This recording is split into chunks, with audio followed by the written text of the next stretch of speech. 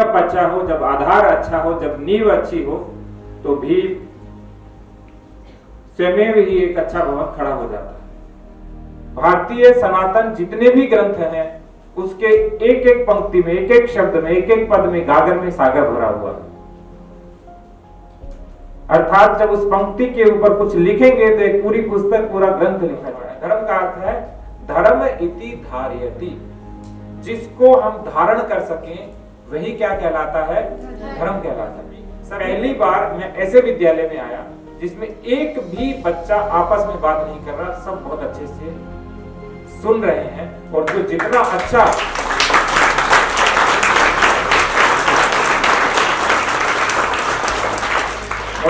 अच्छा लिसनर होता है ना, वो स्पीकर बहुत अच्छा होता है।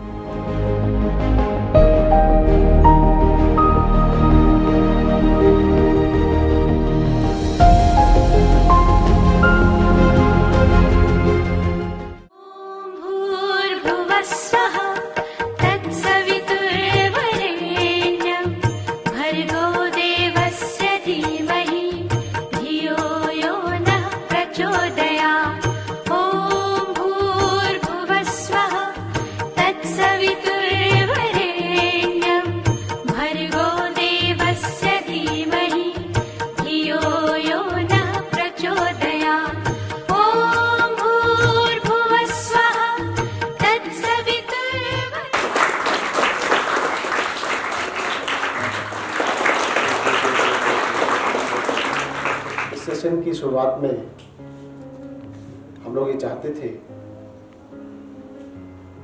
कि आप लोग किसी ऐसी शख्सियत को सुने जिससे आप पिछले 1 साल से ज़्यादा से, जब कोरोना से हम सब लोग परेशान थे, जिन्हें सुनकर हम लोग एज ए स्टूडेंट्स आने वाले समय में जो हमें ऊंचाइयों को पाना है उन सूत्रों को समझ सके। सो डॉक्टर साहब से उचित व्यक्ति हमारी नज़र में हमें कोई नहीं मिला। हमने उनको इनवाइट किया और तुरंत ही उन्होंने इस इनविटेशन को एक्सेप्ट किया। इसके लिए सर आपका बहुत बहुत धन्यवाद करते हैं।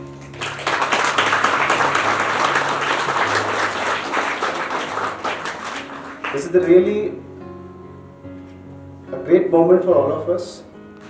Today, sir is with us, and definitely, whatever I could know about him, about his way of thinking in the life, it is unique and the different, especially this point of time. इस समय जब हम लोग different तरह की परेशानियों से जूझ रहे हैं, अंतर्राष्ट्रीय स्तर पर, राष्ट्रीय स्तर पर, सामाजिक स्तर पर, तो मुझे पूरा विश्वास है कि जब आप सर को सुनेंगे तो निश्चित ही कुछ ना कुछ एक नया आप सीख करके जाएंगे। इन शब्दों के साथ एक बार फिर से मैं सर का स्वागत करता हूँ। स्कूल के प्रो वाइस चेयरमैन से संजय अग्रवाल जी, उनके सानिध्य में, उनके आशीर्वाद से ये स्कूल अपनी ऊंचाइयों को छू रहा है। इसी विश्वास के साथ आप सभी का भी एक बार में इस प्रांगण में, इस हॉल में स्वागत करता हूँ। Thank you. Of values, sincerity, hard work and dedication. Hailing from a small village of Rajasthan, Sir has left no stone unturned to prove that perseverance and sincerity can take a person to great heights.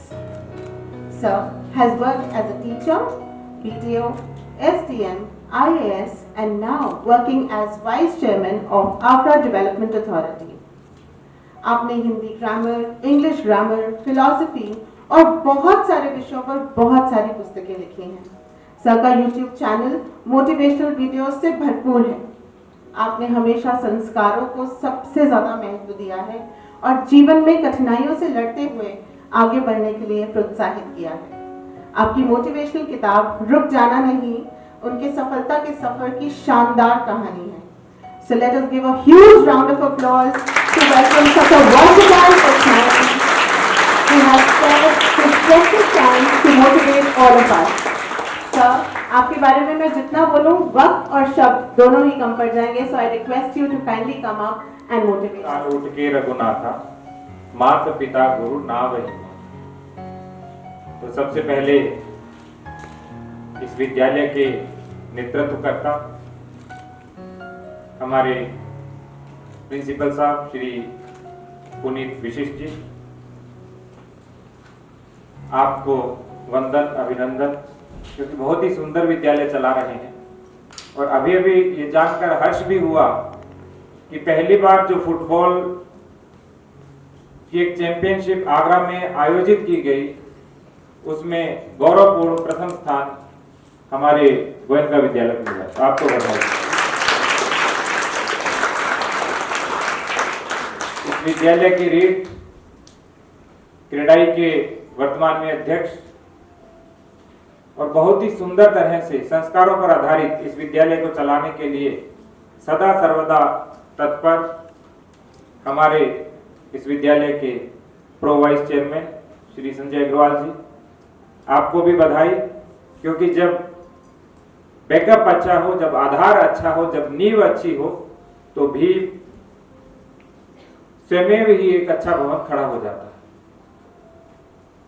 और इस विद्यालय के हमारे जितने भी शिक्षक भाई हैं, हमारी शिक्षिका बहनें हैं, और बहुत ही सुंदर तरीके से मंच संचालन कर रही हमारी मंच संचालिका बहन, नाम नहीं पता, तो भारतीय संस्कृति की परंपरा है कि जिसका नाम नहीं पता होता वो प्रत्येक व्यक्ति वसुदैव कुटुंबकम और यत्र एक भवत्येक नीडम की भावना के साथ हमारा भाई होता है, बहन होता है, बेटा होता है, बेटी होती है, और माता होते हैं और पिता के समान होते हैं। तो आप सभी का अभिनंदन, आप सभी का स्वागत। और विशेष रूप से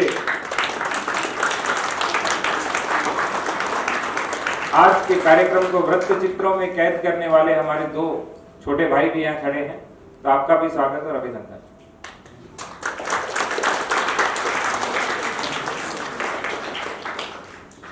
बहुत छोटी आयु में मैं शिक्षक बन गया था राजस्थान सरकार में, और तब से वो शिक्षक जो चाणक्य में जीवित था, वो शिक्षक, वो गुरु जो रामकृष्ण परमहंस में जीवित था, वो शिक्षक जो आज प्रिंसिपल साहब में और हमारे शिक्षक भाई बहनों में सभी में जीवित है, उसी शिक्षक को मैं भी जीने का प्रयास कर रहा हूं। बस बात ये अलग है कि प्रशासनिक सेवा के साथ में शिक्षक को जीना थोड़ा दुष्कर हो जाता है, थोड़ा कठिन हो जाता है।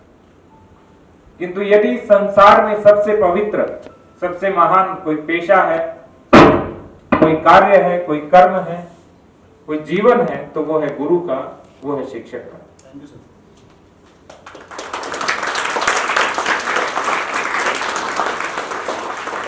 मैं भी चाहता हूं कि जब मेरी प्रशासनिक सेवा पूर्ण हो तो मैं गुरु ही बनूं, मैं शिक्षक ही बनूं, और सदा सर्वदा एक प्रशासनिक शिक्षक के रूप में, प्रशासनिक गुरु के रूप में ही कार्य करता रहा।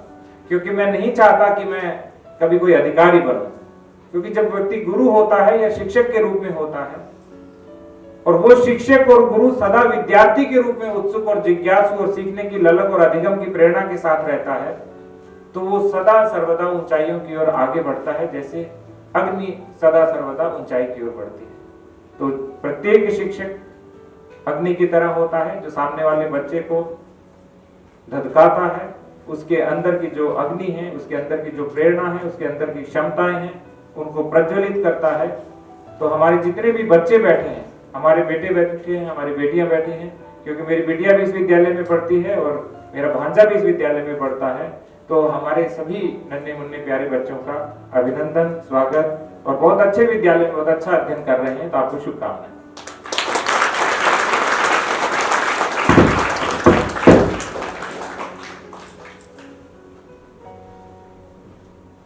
आते ही मैंने एक पंक्ति बोली रामचरितमानस की।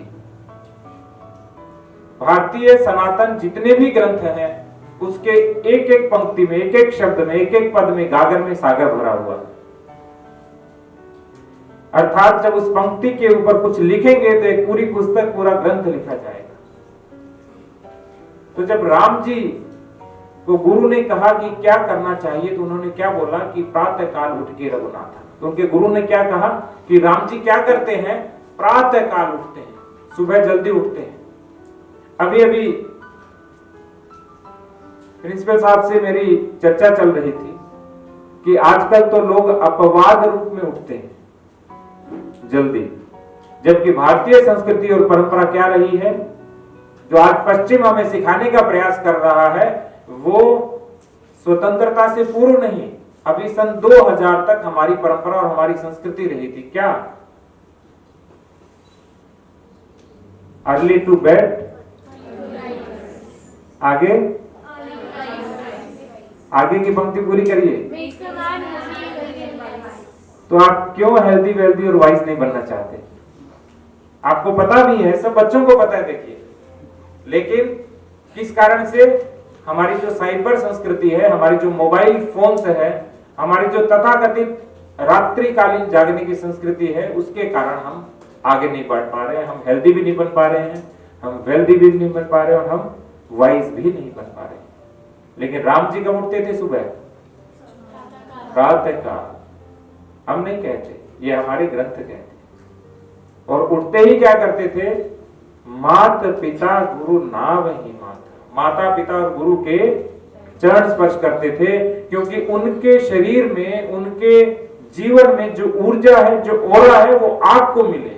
तो माता पिता और गुरु तीनों को एक ही पंक्ति में खड़ा किया जाता, और कहीं कहीं तो गुरु गोविंद दो खड़े काके लागू पाए। ये पंक्ति भी चरितार्थ होती है कि जो गुरु है वो परमात्मा से और वो सबसे ऊपर है, और यदि हम उनके चरण स्पर्श करते हैं, उनको प्रणाम करते हैं, उनका अभिवादन करते हैं, चाहे हम बच्चे हैं, विद्यालय छोड़ दिया है तो, या गुरु किसी अन्य जगह पे चले गए हैं, वहां मिलते हैं, तो उन गुरु की ऊर्जा, उनके सानिध्य की ऊर्जा सदा सर्वदा आपको मिलती रहेगी। लेकिन मिलेगी कब? जब आपके मन में अहम नहीं होगा, आपके मन में ईगो नहीं होगा, आपके मन में ये भाव नहीं होगा कि मैं गुरु को प्रणाम क्यों करूं, मैं तो फीस देता हूं या देती हूं। ये भाव नहीं होना चाहिए, क्योंकि गुरु फीस लेकर काम नहीं करते। फीस लेना उनकी आजीविका चलाना है, लेकिन गुरु का जो मूल कार्य है वो है अपना सर्वस्व जो उन्होंने आज तक अर्जित किया है वो पुनः लौटा देना, पुनः अर्पित कर देना, पुनः समर्पित कर देना। किनके क्षणों में? उस शिष्य के पास, उस शिष्य के हृदय में, उस शिष्य के अंदर, जिस शिष्य के लिए वो जीते हैं और मरते हैं। आजकल ऐसे गुरुओं की थोड़ी कमी है, किंतु आज भी जब मैं पुनीत जी को देखता हूँ, इस विद्यालय के हमारे शिक्षक भाई बहनों को देखता हूँ, तो लगता है कि नहीं, वो युग गया नहीं है, वो युग आज भी है, और वो अटल युग सदा सर्वदा रहेगा भारत में कम से कम।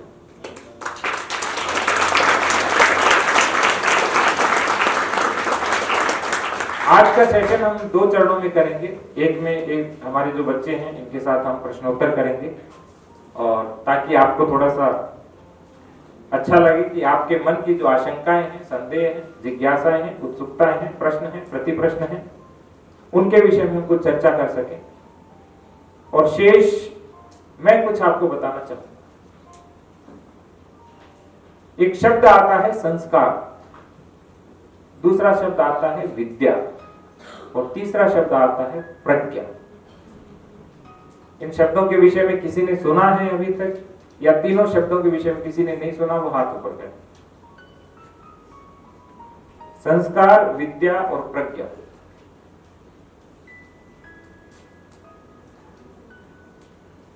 बी कंफर्टेबल बेटा, आराम से, जो आपको लगता है ना।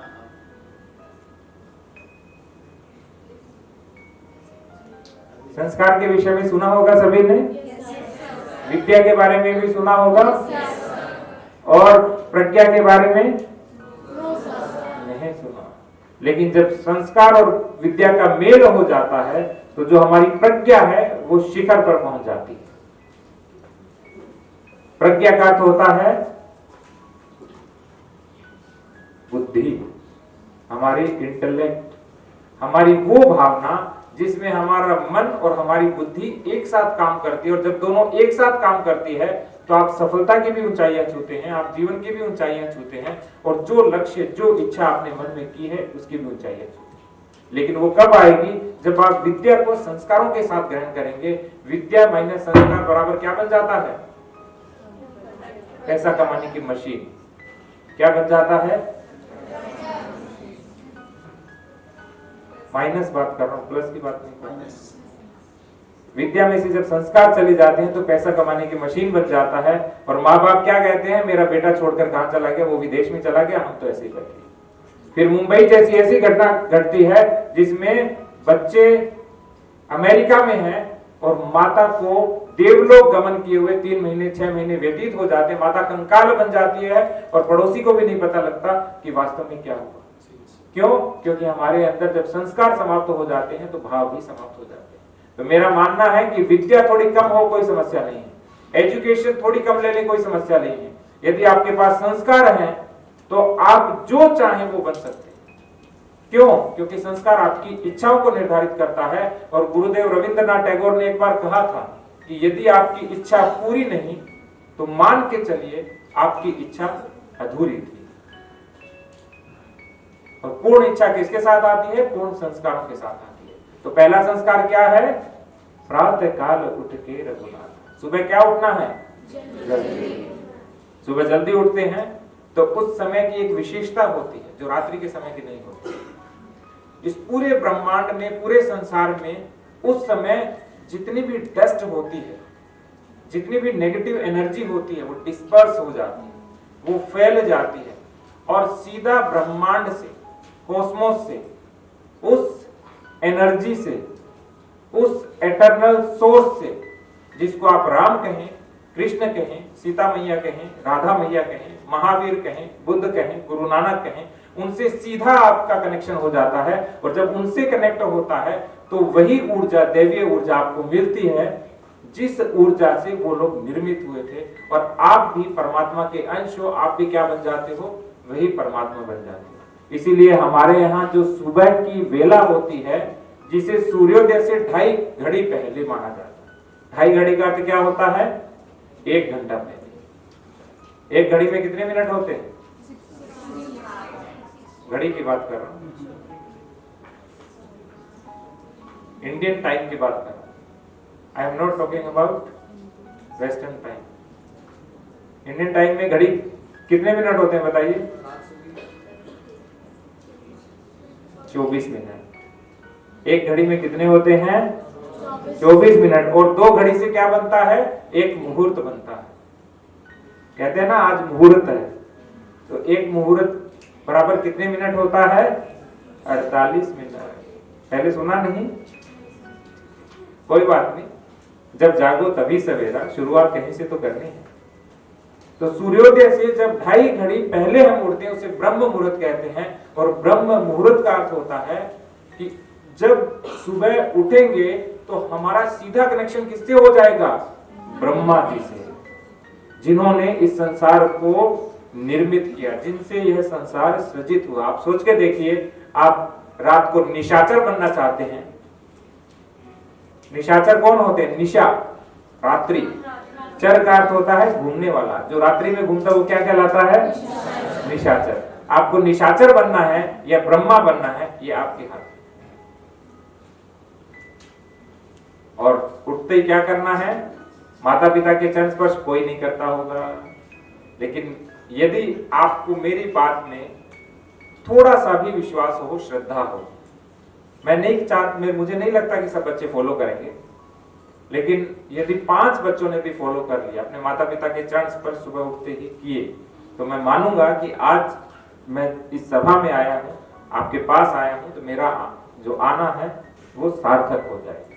केवल 5 बच्चों ने फॉलो कर लिया, और वो मुझे पुनीत जी पूछ कर बताई देंगे किन किन ने चरण स्पर्श किया था बच्चा। लेकिन संस्कार आएंगे कैसे? संस्कार की जो नींव कहां से खड़ी होगी? वो खड़ी होती है माँ से, माँ के बाद पिता से, पिता के बाद परिवार से, और जब बच्चा बड़ा हो जाता है तब समाज से, मित्रों से, और फिर विद्यालय से। अर्थात जो संस्कार बनते हैं वो पूरे के पूरे वातावरण से बनते हैं, पूरे पूरे एटमॉस्फेयर से बनते हैं। विद्यालय में संस्कार मिले, घर में नहीं मिले, कोई लाभ नहीं। घर में संस्कार मिले, विद्यालय में नहीं मिले, कोई लाभ नहीं। दोनों के बीच में जहाँ बच्चा गमन करता है, खेलता है, आता जाता अपना व्यवहार करता है, मित्र बनाता है, वहां संस्कार नहीं मिले तो भी गड़बड़। तो पूरा का पूरा जब वातावरण संस्कारित हो जाएगा तब हमारा बच्चा क्या होगा? ऊंचाइयों के चरम पर पहुंचेगा। जो आपके मन में है वो इच्छा आपकी पूर्ण होगी। मैं श्री गंगानगर जिले का रहने वाला हूँ, राजस्थान के। श्री कर्णपुर छोटा सा कस्बा है। मेरा विद्यालय कोई इतना बड़ा नहीं था, बहुत छोटा सा विद्यालय था, ज्ञान ज्योति सीनियर सेकेंडरी। उसके बाद में मैंने मास्टर्स किया ज्योग्राफी के अंदर, मास्टर्स किया इंग्लिश लिटरेचर के अंदर, फिर मैंने मास्टर्स किया पब्लिक मैनेजमेंट में, फिर मैंने मास्टर्स किया, जिसको MSW कहते हैं, सोशल वर्क में। फिर मैंने PhD किया इकोलॉजी के। लेकिन वो क्यों कर पाया? क्योंकि हमारे पास सपोर्ट किसका था? गुरुओं का भी सपोर्ट था और माता पिता का भी सपोर्ट। लेकिन बात ये है कि क्या केवल संस्कार आपको अनुशासित करेंगे? नहीं, आपको क्या चाहिए? डिसिप्लिन चाहिए। क्या चाहिए? मैं 9th की SST पढ़ रहा था अभी, उसमें जो पॉलिटिकल साइंस में चैप्टर आता है डेमोक्रेसी, बड़ा सुंदर मैंने शुरू में पढ़ा। मुझे भी पढ़ने का पढ़ाने का बहुत शौक है, रुचि है, अभिरुचि है, हॉबी है पढ़ाना मेरी। तो जब मैं उसमें पढ़ रहा था तो उसमें बड़ा अच्छा आया कि कोई भी डिसिप्लिन उसे कहते हैं जिसको हम डिफाइन कर सकें। जिस दिन किसी ने आपको डिफाइन कर दिया, आप मान के चलिए आप डिसिप्लिन्ड हैं, और जिस दिन कोई आपको डिफाइन नहीं कर सका, आप मान के चलिए आप डिसिप्लिन नहीं है। जैसे बिटिया रानी है ये सामने मेरे बैठे, यदि इस बिटिया रानी के बारे में क्या नाम बेटा? प्रिंसेस। जैसे प्रिंसेस के बारे में किसी ने बता दिया कि प्रिंसेस यहाँ रहती है, ये कार्य करती है, इसकी ये आदत है, ये व्यवहार है, सुबह उठ के ऐसे करती है, फिर उसके बाद में विद्यालय आती है, फिर ऐसे अपना होमवर्क करती है, फिर टाइमली सो जाती है। किसी ने आपको पूरी तरह से डिफाइन कर दिया, तब तो आप क्या हो? डिसिप्लिन हो। और कोई कर पाया यार कल तो प्रिंसेस 11 बजे सोई थी, 12 बजे, आज 8 बजे सो गई, थकी हुई थी। एक दिन उठी थी 11 बजे, सुबह 11 बजे यानी दोपहर में 11 बजे, फिर एक दिन उठी 8 बजे, एक दिन जब लेक्चर हुआ तो सुबह ब्रह्म मुहूर्त में उठ गई, तो 2 दिन तक फिर उठी थी। तब आपको कोई डिफाइन नहीं कर पाया। तो इसका अर्थ क्या है? जिस चीज की डेफिनेशन बन जाए वही डिसिप्लिन होता है, वही टाइम मैनेजमेंट होता है, वही संस्कार होता है, और वही वास्तव में गुरु और शिक्षक होता है जो बच्चे को पूरी तरह से एक दिनचर्या में, एक रात्रिचर्या में, एक जीवनचर्या में पूरी तरह से बांध दे। बांधने का अर्थ ये नहीं है कि आपको इंडिपेंडेंसी नहीं, बांधने का अर्थ है कि प्रत्येक चीज का समय निश्चित होना चाहिए। जब जीवन में आपका समय निश्चित होगा तब आपका स्वास्थ्य भी अच्छा रहेगा, आप हेल्दी भी बनेंगे। आप क्या बनेंगे? जब हेल्दी होंगे तो आपके एक्सपेंसेस कम होंगे हॉस्पिटल के ऊपर, अदर चीजों पे, तो क्या बन जाएंगे? हेल्दी बन जाएंगे। आपका शरीर ज्यादा काम करेगा, और अंत में जब हेल्दी और वेल्दी दोनों हो जाएंगे तो सोसाइटी उसको अपने आप ही क्या कहती है? बहुत वाइज है। क्यों? क्योंकि अपने स्वास्थ्य पर भी ध्यान रखता है और साथ में अपने जो मटेरियल चीजें हैं उन पर भी ध्यान। तो हमारे यहाँ जो धर्म माना गया था वो क्या माना गया था?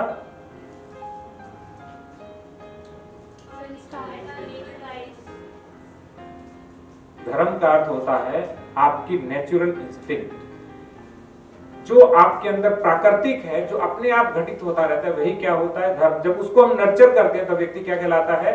धार्मिक कहलाता है। रिलीजन, धर्म और मजहब में अंतर होता है, ध्यान रखिए। रिलीजन वो है जो राज्य के द्वारा शासित होता है। क्यों? क्योंकि यूरोपीय कंट्री में क्या होता था? राज्य के द्वारा शासित धर्म होता था, उसे रिलीजन कहते थे। और वही मुस्लिम मजहब के अंदर जब पालना की जाती है तो उसे हम क्या कहते हैं? मजहब। लेकिन धर्म इनसे बिल्कुल अलग अवधारणा है। धर्म का अर्थ है धर्म इति धारयति, जिसको हम धारण कर सकें वही क्या कहलाता है? धर्म कहलाता है। सभी पंथ, विचार, मजहब, रिलीजन सब कुछ अच्छा है, लेकिन जब तक वो हमारे हृदय में धारण किया जाए, और जब वो धारण नहीं किया जाएगा तो वो क्या हो जाएगा? त्रुटिपूर्ण हो जाएगा, वो गलत हो जाएगा, और वो आलोचना करने लायक हो जाएगा। तो जो चीज को आपको लगेगी अच्छी है समाज में, वो सब कुछ क्या है? धर्म है। सुबह उठना, टाइम से भोजन करना, भोजन से पहले मंत्रोच्चार करना, किसी के आने पर अभिवादन करना, और इंग्लिश मीडियम स्कूल में पढ़कर के भी अभिवादन संस्कृत और हिंदी में करना, वो भी क्या है? आपका धर्म है। मैं ये कहूंगा कि आपको अंग्रेजी बहुत अच्छे से सीखनी चाहिए, इंग्लिश में फ्लुएंसी बहुत अच्छी होनी चाहिए। क्यों? क्योंकि इंटरनेशनल लैंग्वेज है और भविष्य की प्रोग्रेस भी कहीं ना कहीं इसके ऊपर टिकी हुई। किंतु मैं ये भी कहूंगा कि जब आप अंग्रेजी के वृक्ष पर चढ़ें तो देववाणी संस्कृत की जड़ों से जुड़े रहें, हिंदी मातृभाषा के तने को पकड़े रहें, नहीं तो पता नहीं कब वो फल नीचे गिर जाएंगे और आपका सर्वनाश हो जाएगा, पता भी नहीं चलेगा। इसलिए हमें थोड़ी संस्कृत आनी चाहिए, चाहे वो श्लोक के रूप में हो, चाहे श्रीमद् भगवत गीता के रूप में हो, चाहे रामचरितमानस के रूप में हो, चाहे श्री भागवतम के रूप में हो, या हमारे वेद उपनिषद ब्राह्मण ग्रंथ जो भी हैं उनके रूप में हो। थोड़ी संस्कृत आनी चाहिए और नियमित रूप से संस्कृत श्लोकों का उच्चारण करने से आपकी मस्तिष्क की क्षमता भी बढ़ती है। अभी मैंने प्रिंसिपल साहब से बात की थी, तो मैं इनको एक संस्कृत के विषय में मैंने 3-4 पेज बनाए हैं। वर्तमान में विद्यार्थी गीता लिख रहा हूँ, गर्भ संस्कार के ऊपर भी पुस्तक लिख रहा हूँ, और एक मेरी गीता डायरी भी आ रही है, 3 बुक्स और आ रही है मेरी। तो उनमें से मैं संस्कृत के विषय में जो मैंने लिखा वो आप कभी पढ़ के सुनाइएगा, बताइएगा, क्योंकि अब मैं सुनाने लगा तो केवल विषय संस्कृत पर ही बंध जाएंगे, उससे आगे नहीं निकल पाएंगे। तो मेरा मानना क्या है, आज से अभिवादन चेंज कर दो। No good morning, no good afternoon, no good evening, no good night. यदि स्कूल के टीचर से और आपस में आपकी बात हो रही है तो क्या होना चाहिए? जय हिंद। क्या होना चाहिए? जय हिंद।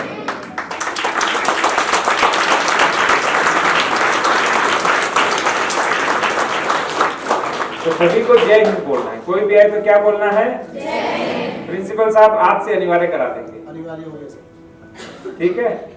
अभिवादन क्या होना चाहिए? जय हिंद। सुना ही नहीं मेरे को, जय। बाहर आवाज नहीं गई अभी, जय। लेकिन जब आप अपने घर में हैं तो अभिवादन क्या होना चाहिए? नमस्कार, नमस्ते, राधे राधे, राम राम, हरे कृष्ण। जो अभिवादन आपका वो करिए, जो आपको अभिवादन अच्छा लगे वो करिए। लेकिन अभिवादन कभी भी फॉरेन लैंग्वेज में नहीं होना चाहिए। किसमें होना चाहिए? इंडियन लैंग्वेज में। यदि आप तमिलनाडु में हो तो क्या बोलो? वणक्कम बोलो, कोई समस्या नहीं, ठीक है। और यदि आप ब्रज में हो तो क्या बोलिए? राधे राधे, ठीक है। तो ये चीजें छोटी छोटी जब जीवन में परिवर्तित करते हैं तो हमारे जीवन के अंदर नई ऊंचाइयां, नई स्पर्श। एक बात आती है टाइम मैनेजमेंट की। टाइम मैनेजमेंट के बारे में बहुत बात करते हैं और बच्चे सबसे ज्यादा टाइम शेड्यूल बनाते हैं कि मैं इतने बजे ये करूंगा, इतने बजे ये करूंगा, इतने बजे ये करूंगा। एक सप्ताह तक जैसे तैसे फॉलो करते हैं, उसके बाद में फिर पुनः एक बार टाइम शेड्यूल बनाएंगे, फिर उससे नेक्स्ट वीक में तीसरी बार बनाएंगे। वो फॉलो क्यों नहीं होता? क्योंकि हमारे पास क्या नहीं है? संस्कार और डिसिप्लिन, संस्कार और अनुशासन नहीं है। लेकिन टाइम मैनेजमेंट हमेशा कैसे करें? प्रैक्टिकल करिएगा। ऐसे नहीं कि मैं आज जोश आया तो आज जाकर के 18 घंटे पढ़े, अगले 3-4 दिन तक पढ़ने छोड़ दिए, ऐसा काम नहीं। हमें क्या करना है? जैसे 11th-12th के बच्चे हैं वो घर में 5-6 घंटे अवश्य पढ़े, जो 9th-10th के बच्चे हैं वो 5 घंटे अवश्य पढ़े, छोटे बच्चे हैं वो 4 घंटे अवश्य पढ़े। कम से कम इतना पढ़ना है। मैक्सिमम आपकी लिमिट है, लेकिन मिनिमम डिसाइड करिए, ठीक है, और उसको फिर मैक्सिमम लिमिट तक लेके जाइए। कल से आज बच्चे कितने बजे उठते हैं यहाँ पे सुबह? वैसे बहुत अच्छे से लेकिन जब भी आपको लाइफ में कुछ चेंज करना हो तो अचानक मत करिएगा, अचानक मत करिएगा। जैसे ही अचानक परिवर्तन होता है क्या हो जाता है? वो समाप्त हो जाता है। अचानक तूफान आया और पेड़ खड़ा है तो पेड़ टूट जाएगा, लेकिन जब धीरे धीरे धीरे धीरे हवा के झोंके आए तो वो पेड़ क्या होगा? थोड़ा सा टेढ़ा हो जाएगा, लेकिन टूटेगा नहीं कभी। इसी तरह से जब जब आपको जीवन में परिवर्तन लाना, आपको लगता है मेरी ये आदत खराब है, मुझे सही करनी है, मेरा ये आचरण खराब है, मेरा ये कंडक्ट अच्छा नहीं था, आज सर ने मुझे ये समझाया, मुझे ये करना है, वो अच्छा नहीं था, तो आपको क्या करना है? धीरे धीरे परिवर्तन लेकर आना। अचानक कभी परिवर्तन नहीं लेके आना। और टाइम मैनेजमेंट कैसा बनाना है?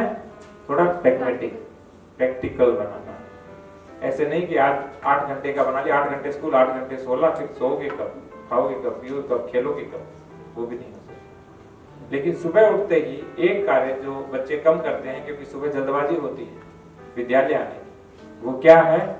योग, व्यायाम, प्राणायाम, खेल। खेल तो मैं नहीं कहूंगा क्योंकि वो तो इवनिंग का काम होता है। सुबह कम से कम आधा घंटा 30 मिनट योग अवश्य करना। मुझे आईएएस बनाने में यदि कोई 2 चीजें हैं, आज भी मेरे बहुत सारे वीडियोस मिलेंगे आपको, यदि आईएएस बनाने में इन्हीं दो चीजों ने जीवन में साथ दिया। तो एक है गायत्री मंत्र और दूसरा है गीता यज्ञ और तीसरा है मेडिटेशन। तो गीता और गायत्री को मैं एक साथ रखता हूँ और दूसरा मेडिटेशन योग को रखता हूँ। प्रतिदिन मैं कभी 1 घंटे मेडिटेशन करता हूँ, कभी आधे घंटे, तो 20 मिनट मेडिटेशन मैं रोज करता हूँ। यदि बिल्कुल भी समय नहीं हो, मेरे को कहीं जाना पड़ा, तो मैं मेरे गाड़ी के अंदर कहीं जा रहा हूँ तो मैं आनापान कर लेता हूँ 10 मिनट का। आनापान भी क्या है, एक तरह का मेडिटेशन। बौद्ध धर्म के अंदर मेडिटेशन होता है, उसे आनापान बोलते हैं। तो मेरा ये मानना है बच्चों को 3 कार्य आज से शुरू कर देने चाहिए। पहला क्या, गायत्री जाप। मैं बहुत इंटेलिजेंट विद्यार्थी नहीं था, लेकिन मुझे एक व्यक्ति मिले, उन्होंने कहा यदि प्रतिदिन 108 बार गायत्री मंत्र का सस्वर उच्चारण करोगे, विद प्रोनाउंसिएशन, मेडिटेट होकर उच्चारण करोगे, तो आपका जो माइंड है वो बहुत तेजी से ग्रोथ करेगा। और उसी का कारण रहा कि मैंने जो राजस्थान की पीसीएस की परीक्षा है उसमें भी टॉप किया, टीचर की परीक्षा थी उसमें भी टॉप किया, और जो मास्टर्स मैंने की उसमें भी गोल्ड मेडल हासिल किया। और उसके बाद में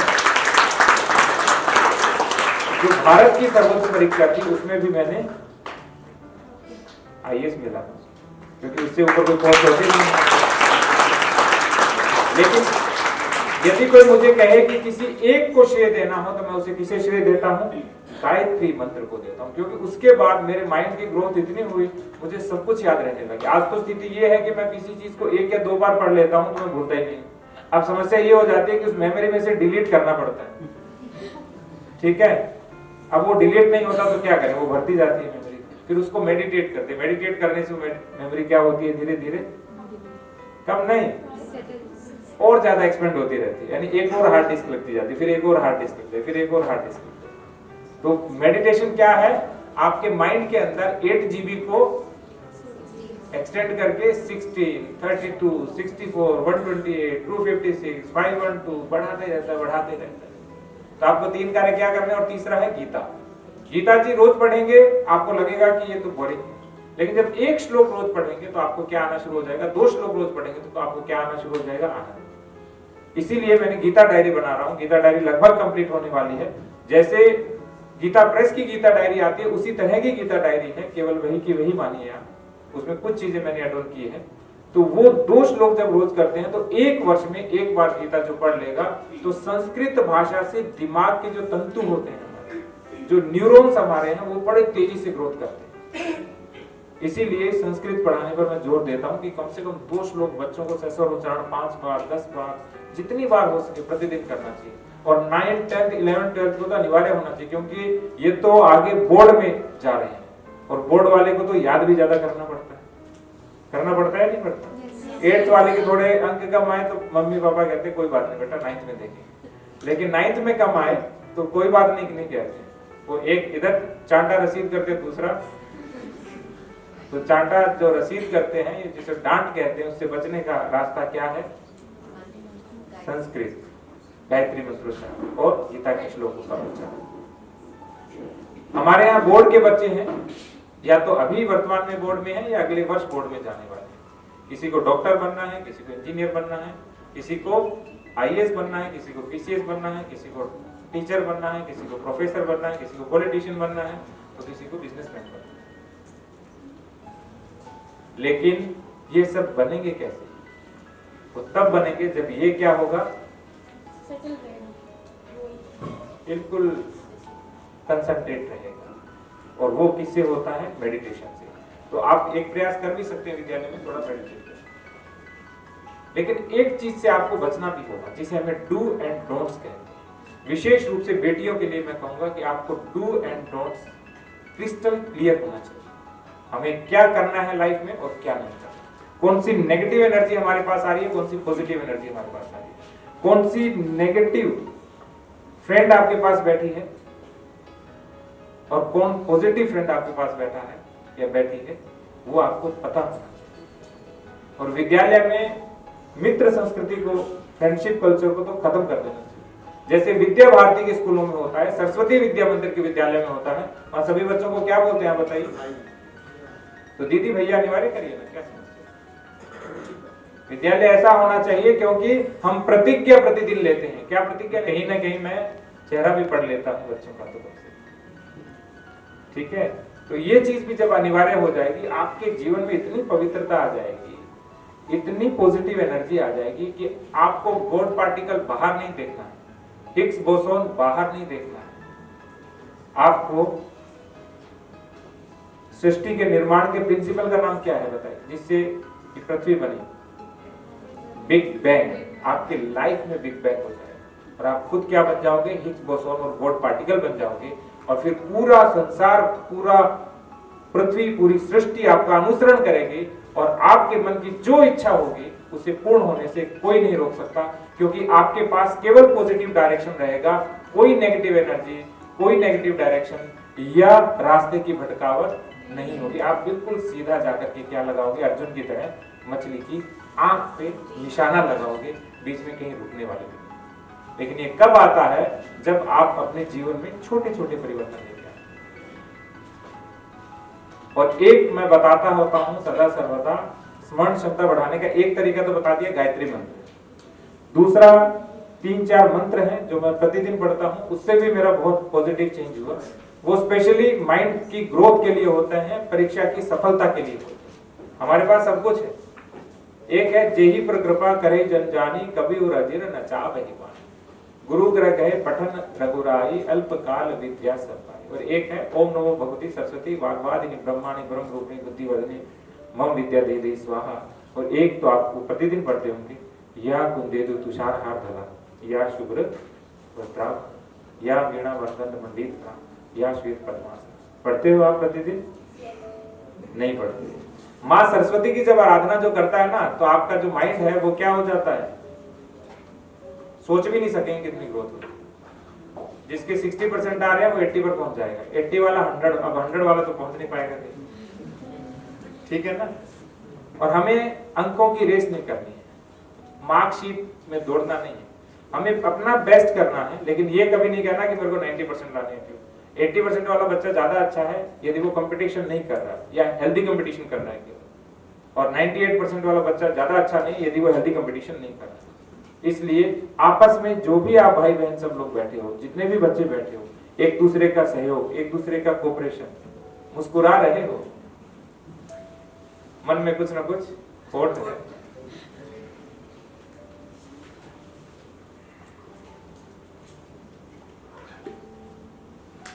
मैं आज से 20 वर्ष पहले शिक्षक रहा था और उस एग्जाम में मैंने टॉप किया था, राजस्थान के एग्जाम। पहली बार एग्जाम हुआ था शिक्षक का। मैंने बहुत बड़े बड़े बच्चों को पढ़ाया, एमए इंग्लिश वालों को, पीसीएस आईएएस की तैयारी करने वालों को, जयपुर में, दिल्ली में खूब पढ़ाया। तो मैं समझ जाता हूँ कौन बच्चा क्या सोचता है। ठीक है, लेकिन मुस्कुराना चाहिए हमेशा, मुस्कुराना अच्छा लगता है, क्योंकि मुस्कान आपके आत्मविश्वास का, आपकी प्रसन्नता का, आपके आनंद का, आपके मोद का, आपके आमोद का, आपके प्रमोद का, आपके जीवन के परमानंद का सूचक भी होती है। तो हो सकता है वो खोट नहीं हो, वो आनंद ज्यादा। ठीक है, लेकिन ये चीज जब आपने कर दी, एक दूसरे का जब सहयोग करोगे तो उसका आशीर्वाद मिलेगा, हमेशा ध्यान रखिएगा। तो जो नोट्स छिपाने वाले हैं ना बच्चे, नोट्स नहीं छिपाएंगे किसी से। मैंने सबको नोट्स बांटे, मैं आईएएस बन गया। और जिन जिन ने नोट्स छिपाए वो आज भी इधर उधर भटक रहे हैं। आज भी मेरी यही प्रवृत्ति रहती है कि जो भी व्यक्ति मेरे पास आएगा उसका 100% सहयोग मैं करूंगा, कोऑपरेशन में करूंगा। उसके पीछे का भाव ये होता है, जैसे ही नेगेटिव आदमी की भी आप हेल्प करते हो ना, तो वो भी क्या कहता है कि यार मैं इसके बारे में खराब बोलता हूँ, लेकिन बाहर से भले ही वो खराब बोलेगा आपको, लेकिन अंदर से कहेगा नहीं आदमी तो बहुत अच्छा है। तो आशीर्वाद तो अंदर का काम करता है बेटा, बाहर का थोड़ी काम करता है। क्योंकि परमात्मा कहाँ बैठे? हमारे हृदय के अंदर।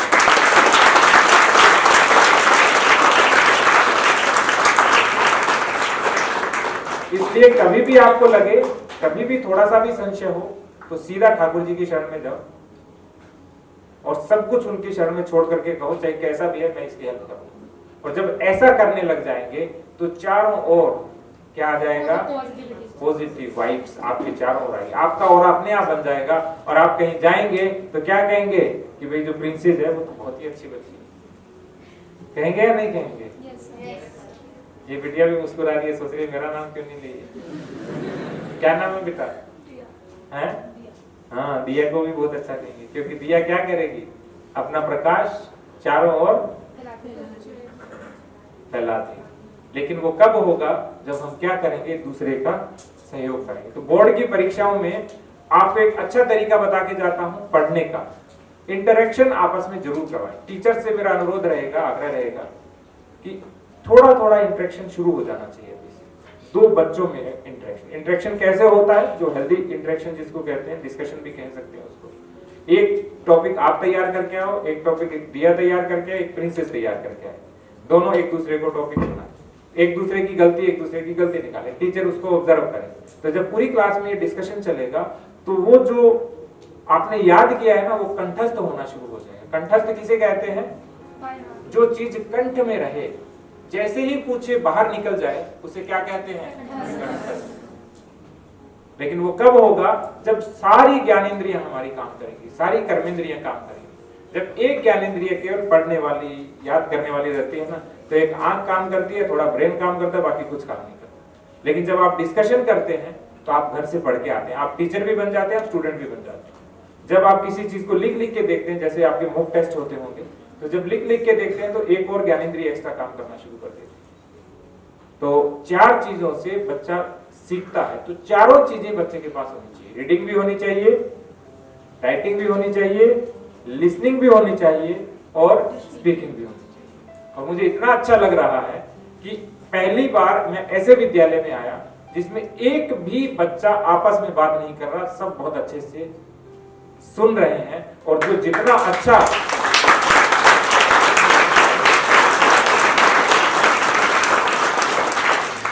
जितना अच्छा लिसनर होता है ना, वो स्पीकर बहुत अच्छा होता है।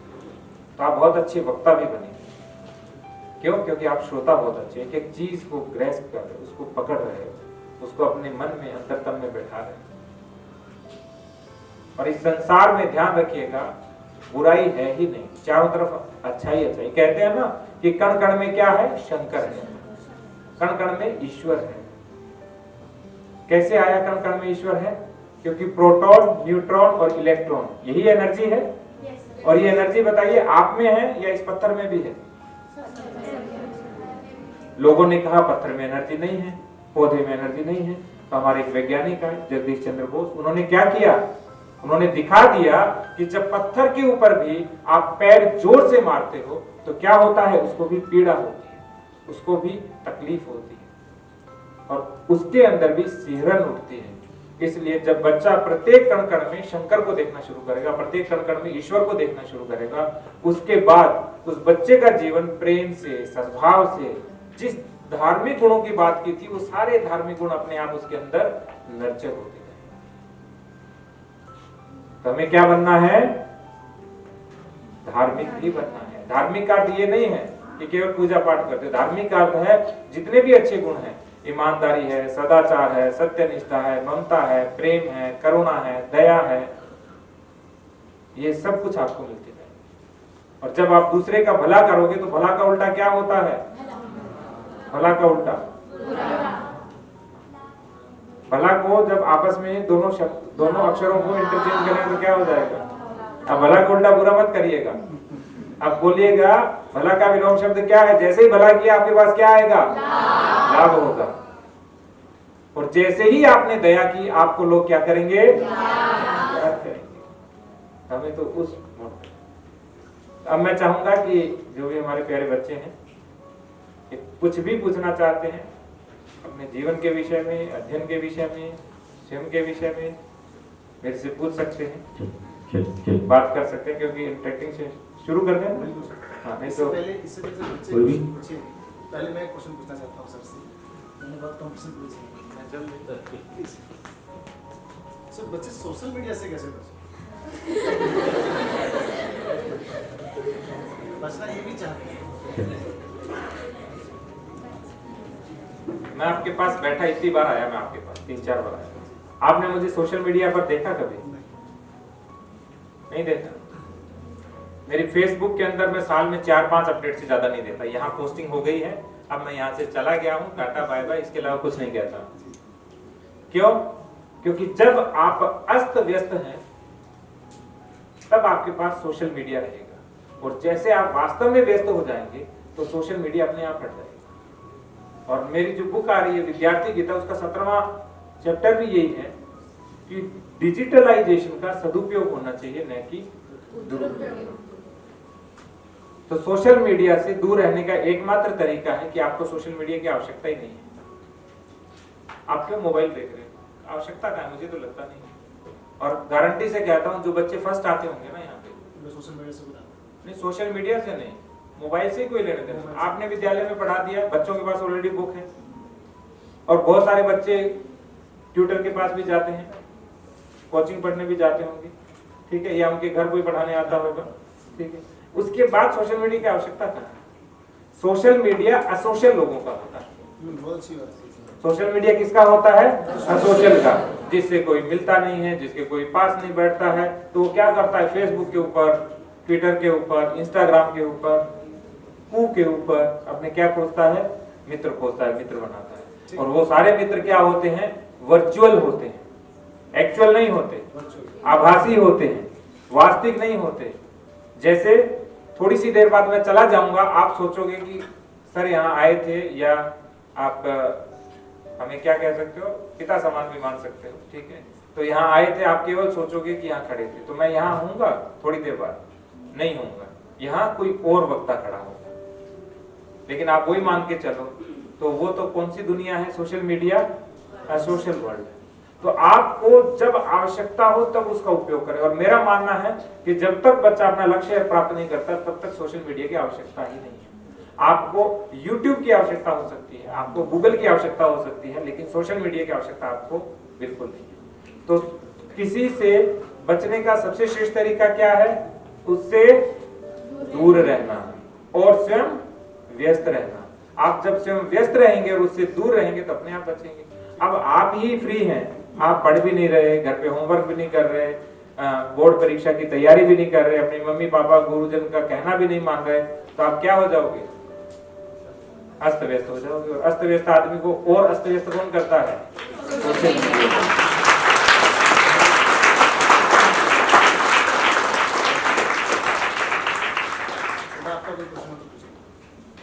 किसी लोग कोई प्रश्न? हाँ बेटा, नाम भी बताते जाना बेटा। Good morning sir, this side Anushka. No, good morning.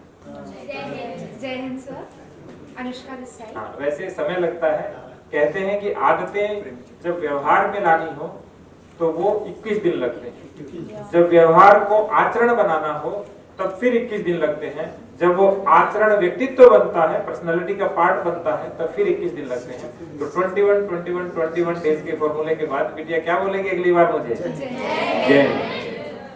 सुप्रभात sir, I want to ask that what should be the correct age to start preparing for IAS?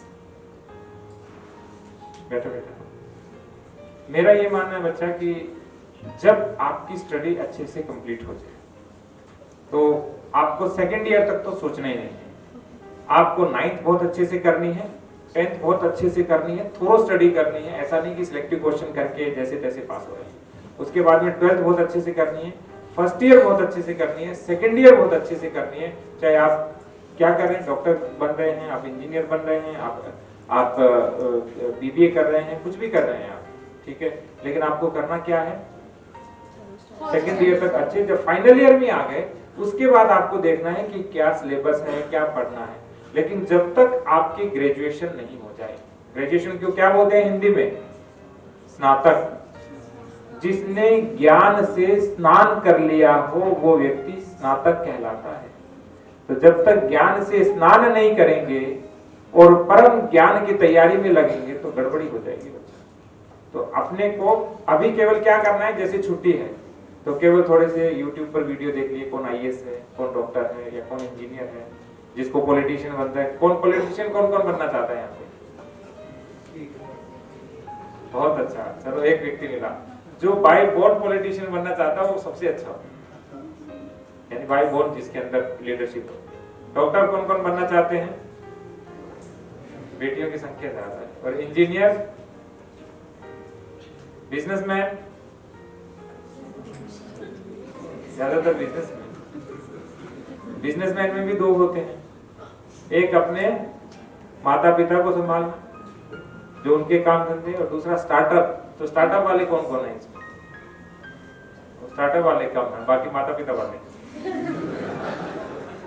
नहीं। वो भी अच्छी बात है, उन्होंने जो जितनी ग्रोथ की उसको भी आगे बढ़ाना बहुत बड़ी बात होती है, उसको संभालना, उसको आगे बढ़ाना बड़ी बात होती है। तो बड़ा अच्छा लगा कि बहुत से बच्चे बिजनेसमैन बनना चाहते, बहुत ही अच्छी बात है, क्योंकि भारत को भविष्य में क्या बनना है? विश्व गुरु बनना है। और आज विश्व गुरु इकोनॉमिक पावर के बिना नहीं बन सकते, आर्थिक महाशक्ति बिना नहीं बन सकते। और वैसे भी कहते हैं कि हमारे 4 पुरुषार्थ हैं, धर्म अर्थ काम और मोक्ष। बाकी तीनों पुरुषार्थ किस पे घूमते हैं? अर्थ पे घूमते हैं। यदि अर्थ नहीं होगा तो धर्म भी पालन नहीं होगा, होता है ना? भूखे भजन न होए गोपाला, ये लो अपनी कंठी माला। तो जब पेट खाली है तो भजन भी नहीं होते, पढ़ाई भी नहीं होते। तो बड़ी अच्छा लगा कि बच्चे बहुत बिजनेसमैन बने। तो बेटिया अभी केवल ये देखो कि क्या क्या एग्जाम में आता है, कौन कौन लोग बने हैं, कैसे कैसे पढ़ना चाहिए। जो बुक है उसे बहुत अच्छे से, कौन सी क्लास में अभी? 12th में। 12th को इतने अच्छे से करो कि वो 12th की चीजें 3 साल के बाद भी आपको याद रहे। या याद नहीं रहे तो 3 साल के बाद जब वापस पढ़ोगे, ग्रेजुएशन के बाद, या MBBS 4 साल करने के बाद, या इंजीनियरिंग 4 साल करने के बाद जब वापस पढ़ोगे तो 1 या 2 बार पढ़ते ही वो सारी चीजें वापस याद आ जाती। तो 12th तक तो यानी सोचना ही नहीं, बिल्कुल भी नहीं सोचना कि हमें कुछ करना है, हमें ये करना है, बस ये बनना है, IAS बनना है, हमें डॉक्टर बनना है, हमें इंजीनियर बनना है, हमें बिजनेसमैन पॉलिटिशियन बनना है। ये केवल क्या होनी चाहिए? सोच होना चाहिए, लक्ष्य होना चाहिए। क्योंकि जब लक्ष्य बड़ा होगा तो उसी के अनुरूप फिर तैयारी, फिर हार्ड वर्क, फिर मेहनत हम ज्यादा से ज्यादा करें। और कोई पूछना चाहता है? Thank you sir. बहुत सारे Jai Hind sir, I am Varya Malhotra. Sir, my question to you is, according to you, can we achieve our goals easily in life? Each and everything we can achieve easily. क्यों? हमें tough कब लगती है चीजें? जब हमने उसको अपनी आदत में नहीं डाला। जब पढ़ाई आनंद बन जाएगी तब पढ़ना आपके लिए काम नहीं होगा। पढ़ना क्या होगा? एंजॉय। जब पढ़ाई हॉबी बन जाएगी आपकी तो आप हॉबी के लिए टाइम भी निकाल। हॉबी किसको कहते हैं?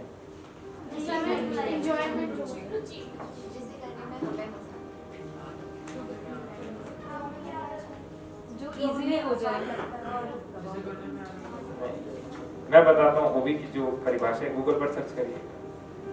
जिसके लिए आपको समय निकालना नहीं पड़ेगा, आप अपने आप समय निकालें। और दूसरा पार्ट आपने सही बोला, और जो आपको आनंद दे, वो क्या होता है? हॉबी होती है। तो हॉबी के लिए समय निकालना नहीं पड़ता है। जिस चीज की हॉबी आप देख लीजिएगा, जिसकी टीवी देखने की हॉबी है, वो अपने आप, चाहे एग्जाम होगा ना तो भी आधा घंटा 1 घंटा टीवी देख ही लेंगे। जिसकी कैरम खेलने में, जिसकी पेंटिंग में, क्राफ्ट में, म्यूजिक में, डांस में, जिसमें भी आपकी हॉबी होगी उसके लिए टाइम नहीं निकालते, आप अपने आप टाइम निकल जाता है। यानी वो तो सेपरेट हो गया, बाकी लाइफ अलग, हॉबी अलग। तो अपने जीवन को क्या बना लो, पूरे अपने गोल को हॉबी बना लो। जिस दिन गोल हॉबी बन जाएगा उस दिन सारे लक्ष्य क्या हो जाएंगे? सरल। और दूसरा क्या मान के चलो, इस संसार में जितने भी लक्ष्य किसी ने प्राप्त किए वो किसी मनुष्य ने किए, और वो एक बार नहीं, हजारों बार किए। आप क्या बनना चाहती हो?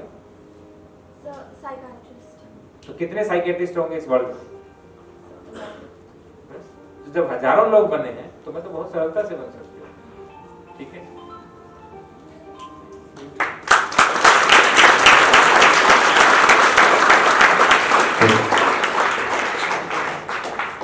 सुप्रभात महोदय, मैं सुहानी अग्रवाल कक्षा 12वीं की छात्र आपके सामने यह प्रश्न प्रस्तुत करती हूँ। महोदय, आपके जीवन में ऐसा कौन सा शिक्षक था जो आपको बहुत पसंद था और तथा आपके सदा स्मरण रहता है, और क्यों?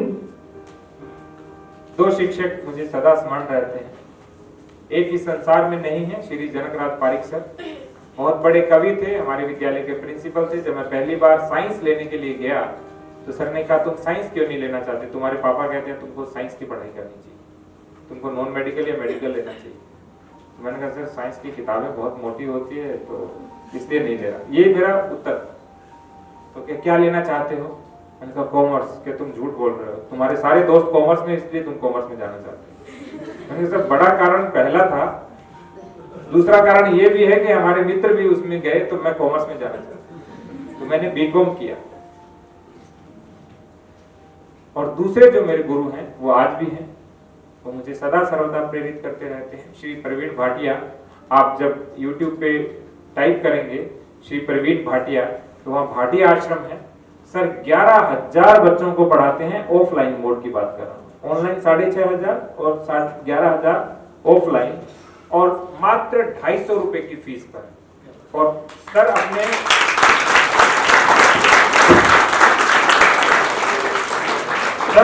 अपने पेशे को सेवा मानते हैं, और वो उसमें भी GST पे करते हैं, 200 रुपए बचते हैं, और 200 रुपए में 11,000 बच्चों को पढ़ाते हैं। वहां से हर साल more than 100 PCS, 3-4 IAS IPS, sub inspector line लगी हुई है, टीचर्स की लाइन लगी हुई है, बाकी इंजीनियर डॉक्टर्स की लाइन लगी हुई है। पता ही नहीं है कौन कितने बने, उनको भी संख्या नहीं पता।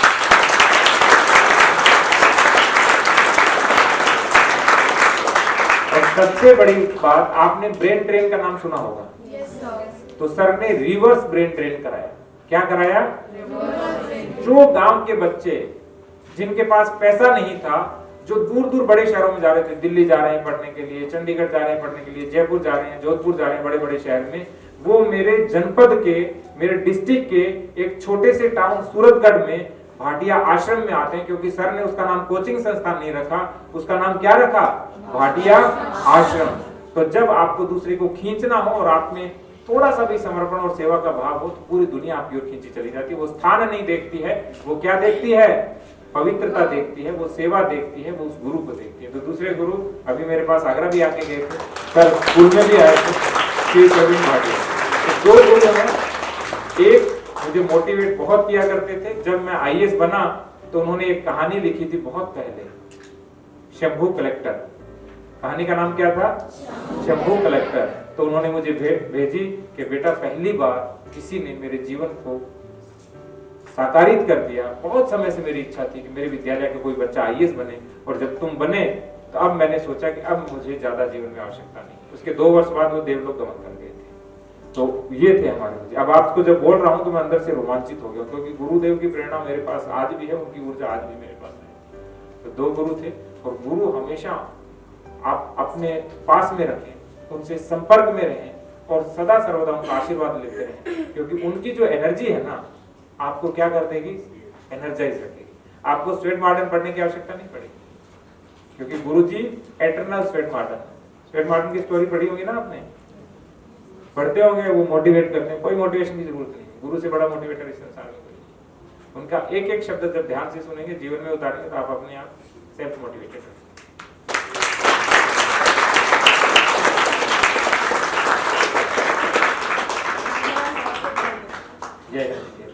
बहुत अच्छा।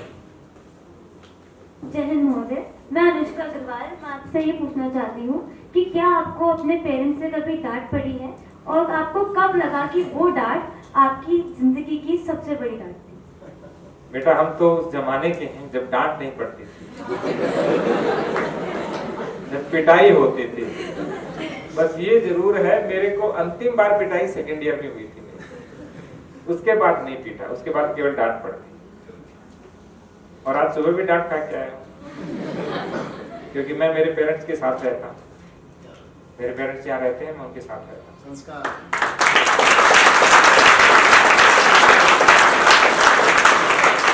जब मैं आ रहा था तो मेरी मम्मी ने कहा कि तो फल तो साथ ले जा, आएगा तो भूख लगेगी। मैंने कहा आके खा लूंगा, कि बस हमेशा भूखा ही रहा कर और कोई तेरा काम नहीं है। तो डांट खा के आया सुबह से। और पिटाई तो अनगिनत बार, अच्छे से पिटाई। एक हमारे सर होते थे राजेंद्र गुप्ता सर, वो तो इतना पीटते थे ना, उनका तो पिटाई पैशन था। और हम हमारे घर वालों को नहीं बताते थे कि सर ने पीटा, क्योंकि जैसे ही घर वालों को पता चला सर ने पीटा, घर वाले दुगना पीटते थे। आज की तरह नहीं विद्यालय होते थे कि स्कूल में पिटाई हुई और माँ बाप घर यहाँ चले आए। उस समय के टीचर पीटते भी असल में थे कि वास्तव में गलती कर रहा है, जैसे पड़ोस में खेल रहा है, शाम को पढ़ाई नहीं कर रहा, तो जाते जाते भी अपने हाथ साफ कर। तो गुरु माता से लड़ाई हुई घर में, गुरुजी की अपनी पत्नी से लड़ाई हुई और किया क्या, बात बच्चे कहने 2-4 को पीट के आ गए, गुस्सा उतर गया, एनर्जी वापस आए। हम तो उस युग के हैं। तो पिटाई, डांट पिटाई ये होता है ना, ये जीवन में हमेशा थोड़ी हिच आती रहनी चाहिए, थोड़े बैरियर्स ब्रेकर आते रहने चाहिए। और थोड़ा जो सलाह है, इसको मैं सलाह कहता हूँ, एडवाइस कहता हूँ, माँ बाप की पिटाई और डांट को तो थोड़ी आती रहनी चाहिए। इससे क्या होता है, जीवन में व्यक्ति कहीं भटक रहा होता है ना, तो सीधे रास्ते पर चलता है। एक चीज बताने भूल गया बीच में, एक उपवास रखना धीरे धीरे शुरू करें, विशेष रूप से एकादशी का उपवास। 2016 के अंदर, 2016 में ओटोफैगी के ऊपर एक नोबेल पुरस्कार मिला था। I will send the link, सभी बच्चों को बताइएगा। 15 दिन में जो 11वां दिन होता है, वो ऐसा दिन होता है जिस दिन आपके अंदर परिवर्तन होते हैं शरीर में। अर्थात थोड़ा क्या होते हैं, जो विषाणु होते हैं, कीटाणु होते हैं, वो पनपते हैं। उनको जब मारना है तो आपको क्या करना पड़ेगा, उपवास। और 2016 में एकादशी का उपवास, जो भगवान कृष्ण ने 5159 वर्ष पहले कुरुक्षेत्र के रण क्षेत्र में जब अर्जुन को उपदेश दिया था, उस समय बताया था कि हमें क्या करना चाहिए, उपवास करना चाहिए। और हमारे तो नोबेल पुरस्कार के भी फादर हैं भगवान कृष्ण। तो अब 2016 में विदेशी हमें बता रहे हैं कि हमें क्या करना चाहिए, उपवास करना चाहिए। ये स्थिति है, तो आप वो पढ़िएगा जरूर। और एकादशी कौन कौन रखता है, एकादशी कौन कौन रखता है, हाथ ऊपर करिए, प्रयास करिएगा बेटा एकादशी। क्योंकि एकादशी का उपवास किसी रिलीजन, मजहब और धर्म का नहीं है, वो सभी के लिए है। जिसको अपने आप को हेल्दी रखना है, और हेल्दी से क्या बनोगे, हेल्दी और वाइज, ठीक है ना। तो उसको क्या रखना चाहिए, एकादशी का। और मैं 9 दिन से फल खा रहा हूँ, केवल फल और जूस और दूध, इसके अतिरिक्त कुछ नहीं लेता। आज 8वां दिन है, अष्टमी है, कल 9वां दिन है। तो आज महागौरी माता का दिन है, तो आपको नवरात्रों की और अष्टमी की भी बहुत बहुत शुभकामनाएं।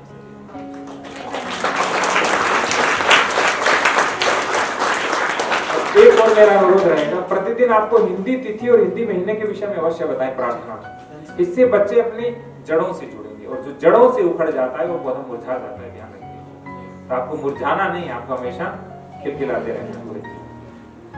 और कोई पूछना चाह रहे थे तो बच्चे हाथ खड़े करते। हाँ बिटिया रानी, बोल सकते हो बेटा, बोलेंगे गर्ल्स ही पूछेंगे, वो भी पूछेंगे। तो बेटियां तो सबसे ज्यादा। जय हिंद महोदय, मैं प्रिंस उपाध्याय हूँ, कक्षा 10 का। मेरा सवाल ये था कि ऐसे काफी विद्यार्थी हैं जिन्हें अभी तक अपनी जीवन का लक्ष्य स्पष्ट नहीं है। जैसे अभी आपने पूछा था विद्यार्थियों से कि उन्हें डॉक्टर बनना है कि IAS बनना है, तो ऐसे काफी विद्यार्थी थे जिन्होंने हाथ खड़ा ही नहीं किया था। तो आप उन पे क्या सुझाव देना चाहेंगे? क्या आप उनमें से हैं? Yes sir. बड़ा अच्छा लगा प्रिंस। देखिए, अपनी कमियों को स्वीकार करने वाला सबसे बड़ा व्यक्ति होता है। अच्छाइयां तो सब बता देंगे, ठीक है, और कमियां कोई स्वीकार नहीं करता।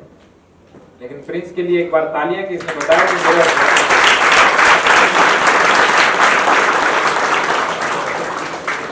इसके लिए एक काम किया जा सकता है। मैंने एक लिखा था, मेरे सपनों का, इसको हाथ नहीं लगे, जब जब हाथ लगाते हैं तब तब धमाका हो जाता है। और मुझे आदत पड़ी हुई है। तो मैंने एक आर्टिकल लिखा था 2010 में, मेरे सपनों का स्कूल। उसमें ये जरूर लिखा था कि प्रत्येक बच्चे की काउंसलिंग होनी चाहिए। एक उसकी लाइफ की काउंसलिंग होनी चाहिए, दूसरा उसके लाइफ के गोल की काउंसलिंग होनी चाहिए। तो गुरुजी से बात करना, जब वो बात करोगे, गुरु इसलिए कहता हूं, गुरु और शिक्षक में बड़ा फर्क होता है, टीचर और गुरु में बड़ा फर्क होता है। गुरु वो होता है जो आपको विद्या देने के साथ में संस्कार भी देता है और उससे आपकी प्रज्ञा बढ़ती है। और शिक्षक वो होता है जो केवल आपको अक्षर ज्ञान देता है और आपको पढ़ाने की मशीन बनाती है। इसलिए मैं गुरु बोलता हूँ। इसलिए हमारे यहाँ क्या क्या था, गुरु, आचार्य, उपाध्याय भी होते थे, ठीक है। उपाध्याय का अर्थ क्या था, जो शिक्षा थी। तो प्रिंस की काउंसलिंग करिएगा, और फिर मेरे को 2-4 दिन में, 5 दिन में, 10 दिन में जब काउंसलिंग हो तो भेजिएगा प्रिंस, क्या बनना चाहते हो। कोई आवश्यक नहीं है बेटा अभी से डिसाइड करना कि अभी क्या बनना चाहते हो, क्या नहीं। अगली आप रोकिए मत बच्चों को, बच्चों को चलने दीजिए। जय हिंद महोदय, मैं प्राख्या चौधरी कक्षा 9वीं की छात्रा। मेरा आपसे ये सवाल है कि आपके जीवन में आपकी सबसे बड़ी गलती क्या थी और उस गलती से आपने सबसे बड़ी सीख क्या ली? बहुत अच्छा। मेरे जीवन की सबसे बड़ी गलती थी कॉमर्स सब्जेक्ट लेना। हमारे गुरुजी ने बहुत कहा, जनकराज सर ने मुझे बहुत कहा, लेकिन फिर भी मैंने कॉमर्स लिया। और बाद में फिर मैंने मास्टर्स किया English literature, public management, social work और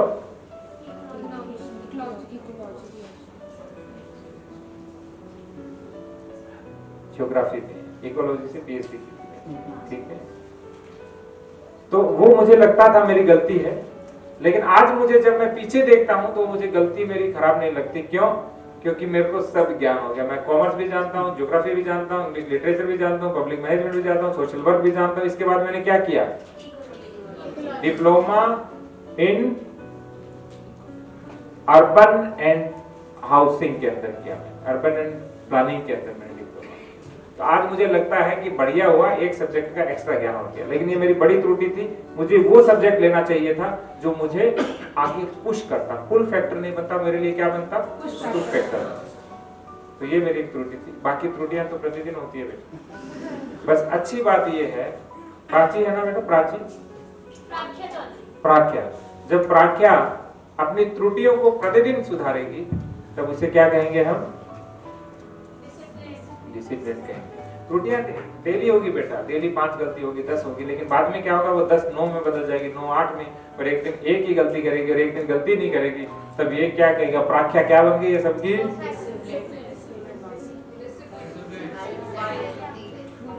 प्राख्या सबकी व्याख्या बन गई। अर्थात सब क्या व्याख्या कर रहे हैं, क्या एक्सप्लेन कर रहे हैं कि बनो तो कैसे बनो? प्राख्या की तरह। ठीक है, और बताइए, 2-3 बेटियों ने और हाथ उठाए। कोई बात नहीं, एक दिन थोड़ा अध्ययन कम हो जाएगा। नहीं, कोई बात, जिससे बड़ा अध्ययन क्या हो सकता है सर, ये कभी-कभी मिलता है। इसीलिए मेरा जो 18th चैप्टर है, मैं प्रत्येक पुस्तक के अंदर 18 चैप्टर रखता हूँ, क्योंकि श्रीमद् भगवत गीता में 18 अध्याय 700 श्लोक है। उसमें 18 चैप्टर क्या है? Travel and explore. और ट्रेवल और एक्सप्लोर कब आता है? जब आप नए नए लोगों से मिलते हैं, नई नई जगह पे जाते हैं, चीजों को एक्सप्लोर करते हैं। तो ये सबसे अच्छा है लर्निंग के लिए, बेस्ट जो माध्यम है वही है। जो बच्चे बोर हो रहे हैं वो भी हाथ खड़े कर दीजिए। वो मन के हाथ खड़े कर रहे हैं, बाहर नहीं कर रहे। नहीं, दे आर एंजॉयिंग सर, मुझे लगा बहुत अच्छा लगा। हाँ बच्चे,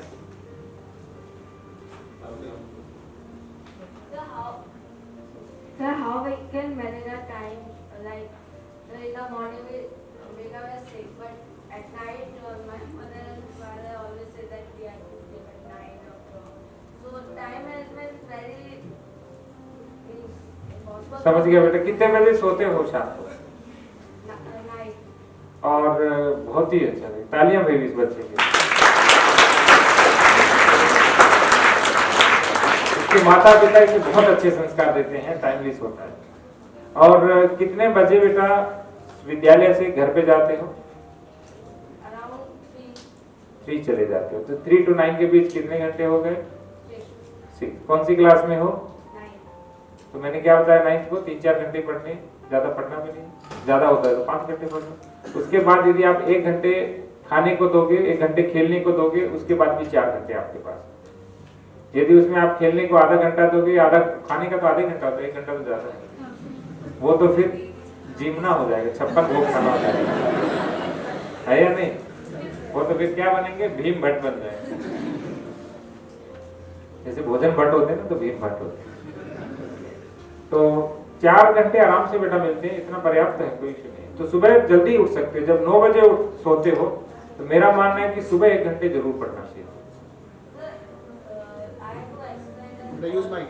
I do exercise and all that stuff for the morning, like from 5 to 6, because after 6 I have to get ready for the school.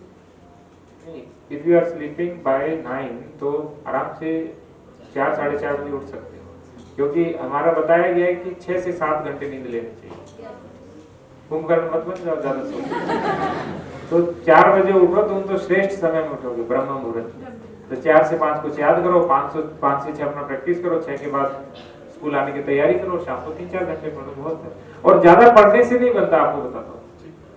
3 चीजें होती है हमारी, श्रवण मनन निधि ध्यासन। श्रवण का अर्थ है जो सुन रहे हैं, मनन का अर्थ है जो पढ़ा है उसको ग्रेस्प कर रहे हैं, और निधि ध्यासन का अर्थ है जो आपके अंदर परमानेंट बन गया। ठीक है, तो हमें क्या करना है, उसको अपने आप में एक तरह से इनकलकेट करना है, उसको हमेशा परमानेंट। इनकलकेट का अर्थ होता है परमानेंटली जो चीज डल जाती है, आपका पार्ट बन जाती है। तो 4-5 घंटे बहुत होते, 5 घंटे तो बहुत है पढ़ने की, और ज्यादा पढ़ोगे तो कोई समस्या नहीं। लेकिन ये मत सोचो कि रात को 11 बजे तक जगना है। तुम्हारा जो मेरे को लग रहा है ना गड़बड़, तुम्हारे भाव ये है कि रात को लेट तक जागो मैं, नहीं है ना? ठीक, अच्छा है। Thank you sir.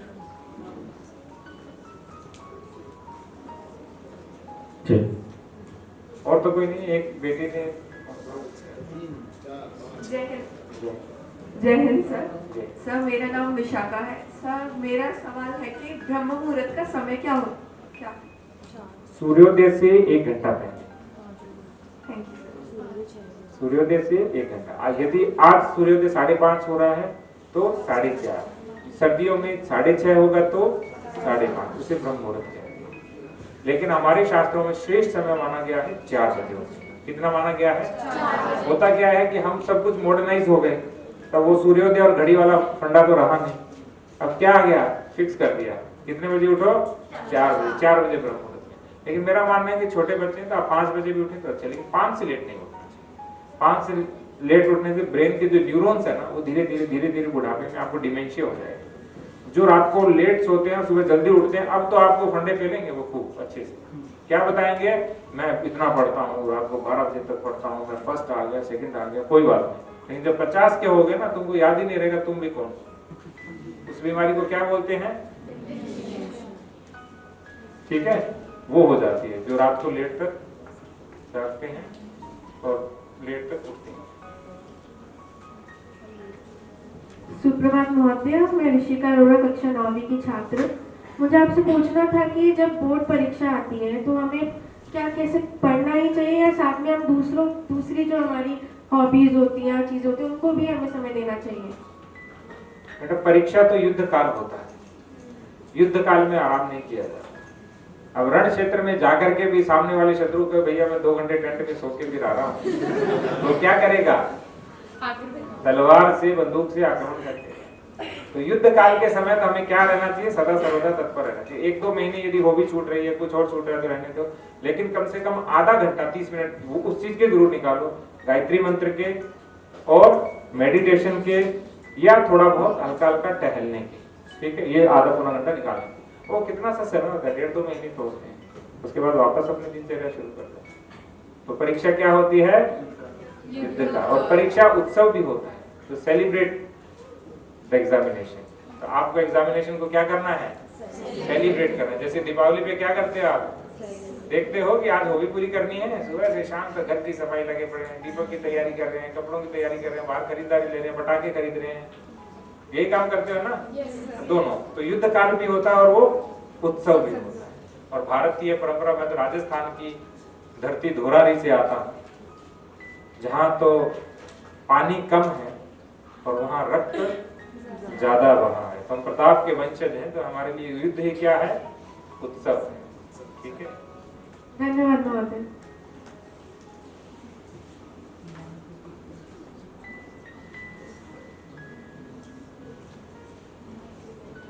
जय हिंद सर, मेरा नाम जानवी है। सबसे पहले बहुत बहुत शुक्रिया आपने जो भी हमें बताया। सर, आपने गुरु और माता पिता को सबसे पहले रखने के लिए कहा है, और जो कि मैं बिल्कुल मानती हूँ और बहुत इज्जत भी करती हूँ।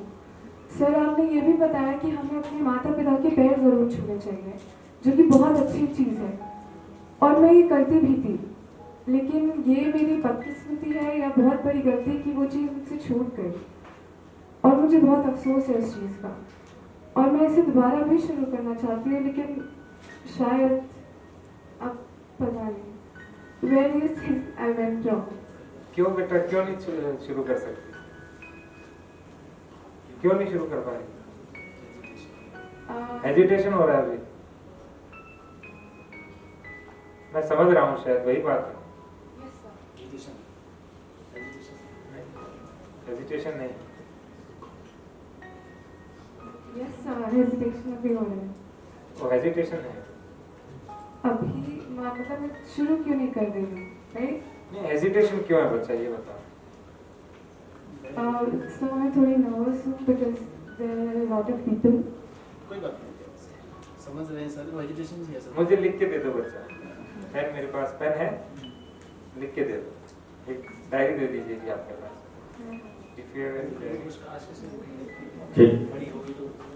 नहीं, बहुत अच्छा बेटा, बहुत ही अच्छा।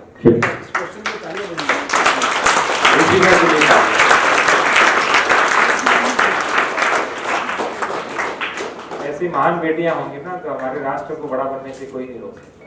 स्वामी विवेकानंद जी ने एक बात कही थी कि मुझे 100 व्यक्ति यदि दे दिए जाएं तो मैं पूरे संसार को परिवर्तित कर सकता हूँ। केवल 10 मुझे नारियां दे दी जाए, भारतीय नारियां, तो मैं पूरे संसार को पूरी तरह से परिवर्तित कर सकता हूँ। स्वामी विवेकानंद जी ने बोला। पुरुष 100 आवश्यकता थी, लेकिन हमारी बेटियां, माताएं, बहनें, कितनी आवश्यकता उनको? मात्र 10। उनको पता है कि बाकी पुरुषों को सबको क्या कर देंगे? परिवर्तित। लिख के बताओ बच्चा। और पूछिए आप तब तक। जय हिंद sir, my name is Maithili Pachauri from 9th। और मेरा क्वेश्चन है कि सर यूजुअली मतलब ऑन एन एवरेज हम सब अपने घर 2:30 या 3 o'clock तक पहुंचते हैं, फिर सबके डिनर्स होते हैं अराउंड 8-8:30, तो बीच में हमें 5-5:30 आवर्स ही मिलते हैं, प्लस बहुत सारा होमवर्क और बाकी चीज़ें होती हैं। तो so how do we deal with the burden and stress of competing on our work and studying also? First तो don't take burden and stress. ठीक है, कोई बर्डन नहीं लेना, कोई स्ट्रेस नहीं लेना। मैंने क्या बोला, पढ़ाई को क्या बनाना है? हॉबी बनाना है। और हॉबी कैसे बनती है? धीरे धीरे धीरे धीरे बनती है। तो शाम को बहुत ज्यादा पढ़ने की आवश्यकता नहीं। यदि 3.5 घंटा पढ़ लिया और सुबह 1.5 घंटे पढ़ लिया, होता क्या है, पूरे दिन के अंदर बहुत थकावट आ जाती है। पूरे दिन जब हम स्कूल में रहते हैं, विद्यालय में रहते हैं, तो हम क्या हो जाते हैं? थोड़ी थक जाते हैं।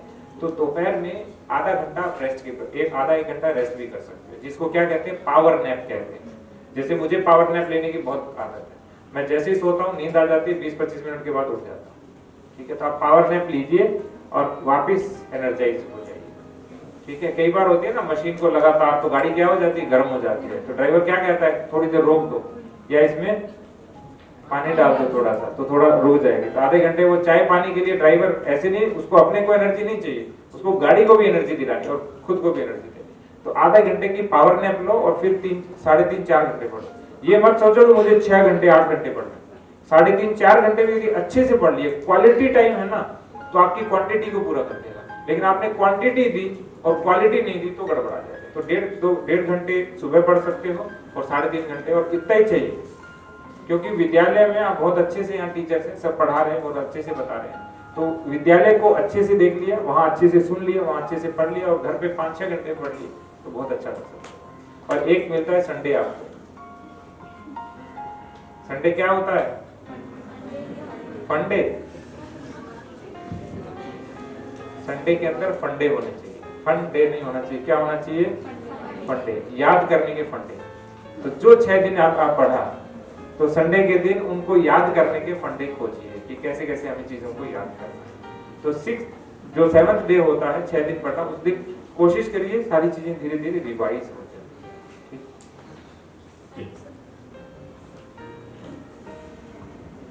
सर, मेरा नाम रिंकी वर्मा है। जैसे कि मेरी बहन ने बोला कि हमारे माता पिता के पैर छूती थी। हमारे माता पिता तो हमें पैर छूने के लिए मतलब मना कर देते हैं। कुछ बेटियों को मना कर देते हैं पैर छूने से। और ठीक है, तो पैर छूने की भी मैं कहानी बता देता हूँ, वो रह गई थोड़ी। एक्चुअली है क्या जो पैर छूने की परंपरा है वो लड़कों को छूनी चाहिए, और इनको तो दंडवत भी होना चाहिए।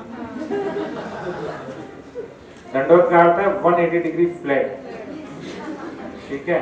बेटियों के लिए ये माना जाता है कि बेटियां जब कुंवारी होती हैं, उनका विवाह नहीं होता, तब तक पैर छुआए नहीं जाते। बेटियां केवल सिर झुका करके आशीर्वाद लेती होती हैं, और जब विवाह हो जाता है तो माता पिता कौन से बन जाते हैं, जहां जाती हैं वो माता पिता बन जाते हैं, तो उनसे आशीर्वाद लेना चाहिए। तो ये मेरे दिमाग में नहीं आया था, ठीक है। तो यदि आपके माता पिता इसलिए छूने से मना कर रहे हैं तो ये हमारा संस्कार है, ठीक है।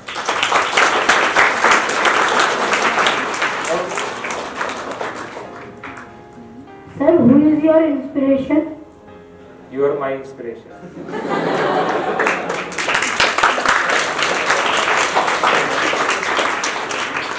मैं ये देख रहा हूँ कि आपने कितने अच्छे बच्चों को संस्कार दिए हैं।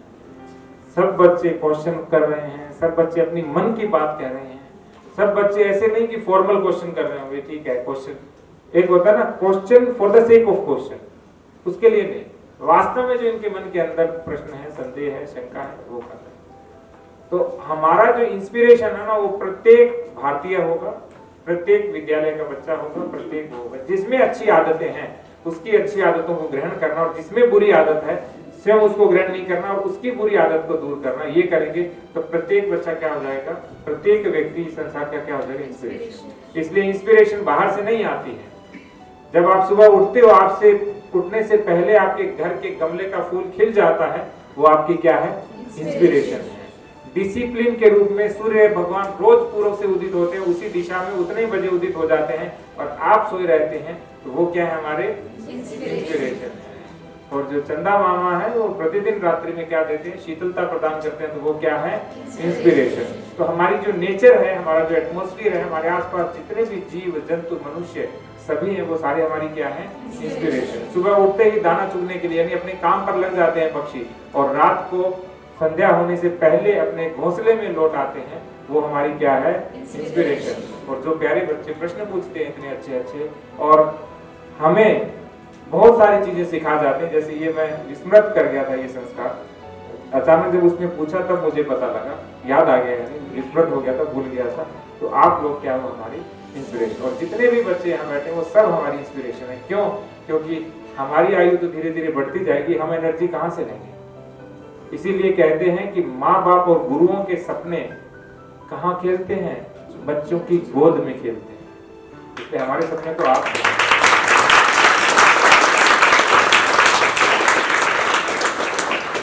पर मेरी इंस्पिरेशन बताऊं, भगवान कृष्ण है, जो 64 कलाओं से पूर्ण है।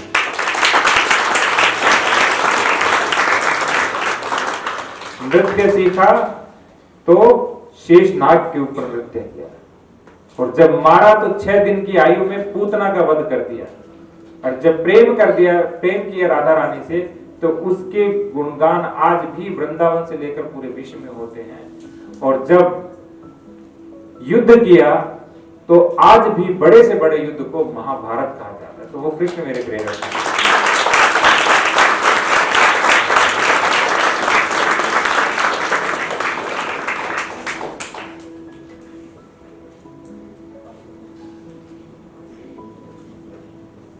जय हिंद सर। सर मैं रिद्धि सूर्यवंशी, कक्षा 9वीं की छात्र। मुझे आपसे पूछना था कि 9th class, 10th class, 11th और 12th क्लास को इतने इम्पोर्टेंस क्यों दिया जाता है, इतने मेजर क्लासेस क्यों होता है? ये बेटा आप में ना इम्पोर्टेंस नहीं दो इसको, ये ज्यादा स्ट्रेस और बर्डन पैदा करती है। आप आनंद लो, जैसे फर्स्ट क्लास में थे ना, वैसे 9th को समझो, खेल खेल में पढ़ो, खेल खेल में आगे बढ़ो। वो इसलिए दिया जाता बेटा क्योंकि हमारे यहाँ बहुत सारे कंपटीशन के एग्जाम्स में क्या होता है, परसेंटेज बेस्ड पर आगे बढ़ा जाता है। हालांकि कंपटीशन में ऐसा नहीं होता है, लेकिन एडमिशन में कई बार ऐसा होता है, इसलिए होता है। तो इस परंपरा को आप बंद भी कर सकते हो, बहुत ज्यादा इंपॉर्टेंस देने की आवश्यकता नहीं। एंजॉय से अच्छी स्टडी करो, बहुत वर्क हार्ड करो, अच्छे नंबर लेके आओ, ठीक है, लेकिन स्ट्रेस और बर्डन के रूप में 9th to 12th मत समझिए। इंपॉर्टेंस देने का ये अर्थ था कि आप थोड़ा सा बड़े हो गए, होता है ना कि बच्चा थोड़ा सा बड़ा हो जाता है, ठीक है, तो कहते हैं कि अब तो थोड़ा समझदार हो गया, हो जाता है। हमारे घर में भी एक बालक है जो 8th तक अच्छा नहीं था, और अचानक 9th में आके वो चेंज हो गया। ठीक है, इसका कारण क्या होता है, वो अपने आप को भी थोड़ा बड़ा समझने लग जाता है कि अब मैं थोड़ा समझदार हो गया। तो ये एक तरह से कट ऑफ होता है। जैसे बच्चा क्या होता है, माँ की गोद में खेलता है, उसके बाद घुटनों के बल चलता है, फिर खड़ा होना शुरू हो जाता है, तो माँ वापस गोद में उठाती है जब चलना शुरू कर देता है, नहीं उठाती ना, क्यों? क्योंकि उन्हें पता है अपने आप चलना शुरू करेगी। तो ये कक्षाएं आपको जीवन में आगे चलाती है, बेस बनती है पूरी लाइफ का, इसलिए थोड़ा ज्यादा इंपॉर्टेंस इनको दिया जाता है, लेकिन इनको बर्डन और स्ट्रेस के रूप में नहीं है, ठीक है। और एक और मैं बता रहा था, मैं भूल जाऊंगा, आपको याद दिला दूं। मैं यदि कभी आपको अवसर मिले तो एक मैं शिक्षकों के साथ बैठना चाहूंगा। पहले मैं पढ़ रहा हूँ, आजकल 9th की बुक पढ़ रहा हूँ बच्चों की, ठीक है। तो मैं चाहता हूँ कि कुछ कुछ चीजें जो मैं कनेक्टिंग डॉट से मैं सिखाता हूँ, कुछ चीजें मुझे सिखाने के तरीके आते हैं कुछ, तो मैं चाहता हूँ कि एक हम शिक्षकों की कक्षा ले लेंगे। यदि वैसे भी नहीं हो तो जूम तो अवेलेबल है, तो वैसे भी कर सकते हैं। तो हम एक दिन 1 घंटा शिक्षकों के साथ बैठेंगे कि कैसे पढ़ाया जाए बच्चों, ये भी। और एक बात बेटा कहूंगा, अंकों की प्रतिस्पर्धा मत कर, ठीक है। मार्कशीट कंपटीशन बिल्कुल नहीं होना चाहिए, जो आजकल चल रहा है, उसके कितने मार्क्स हैं। मेरे बच्चों को भी मैं नहीं कहता कभी मार्कशीट का कंपटीशन करने नहीं। मेरे को 80-90% वाले बच्चे अच्छे लगते हैं, ऐसा नहीं 98 वाले बुरे लगते हैं, वो भी अच्छे लगते हैं, वो भी बहुत प्यारे होते हैं, लेकिन अपने आप नेचुरल वे में आना चाहिए, हेल्दी कंपटीशन से आना चाहिए, ठीक है। ऐसे नहीं है कि मैं दूसरे को नोट्स भी नहीं दूंगा, अकेले पढ़ूंगा, किसी को बताना भी नहीं, और कुछ मैंने सीख लिया तो दूसरे को तो पक्का नहीं समझाऊंगा, उसके ज्यादा आगे, उसमें नहीं। नेचुरल मोड में आपके 100% है, दैट्स गुड। यदि आप हेल्दी कंपटीशन नहीं कर रहे हैं, उसके बाद में किसी से यानी एक तरह से जेलसी रख रहे हैं, वो लाना नहीं। इसलिए 80-90% बहुत होता है, ज्यादा आवश्यकता है। मेरे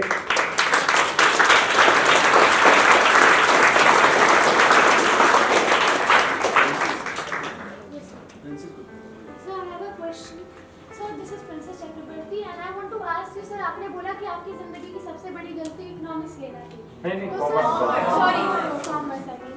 तो सर अब हम उस चीज को ना दोहराए तो हम कैसे अपनी स्ट्रीम चूज करें, आप उसके बारे में कुछ बता सकते हैं? Counselling is the best way, ठीक है। आप काउंसलिंग में सब कुछ होता है, आपकी केस हिस्ट्री होती है, आपने बचपन में क्या सोचा, आपके माँ बाप भी आपके साथ में बैठे, मम्मी पापा बेटा साथ बैठेंगे, ठीक है। अभी 9th में तो 10th में जब काउंसलिंग होगी वो, तो counselling is the best way. और एक चीज बताऊं, इस संसार में कोई त्रुटि होती नहीं, बस जो आपने डिसीजन लिया उसको करेक्ट कर दो, कोई गलती नहीं। तो मेरा कॉमर्स का डिसीजन भी राइट रहा मेरे।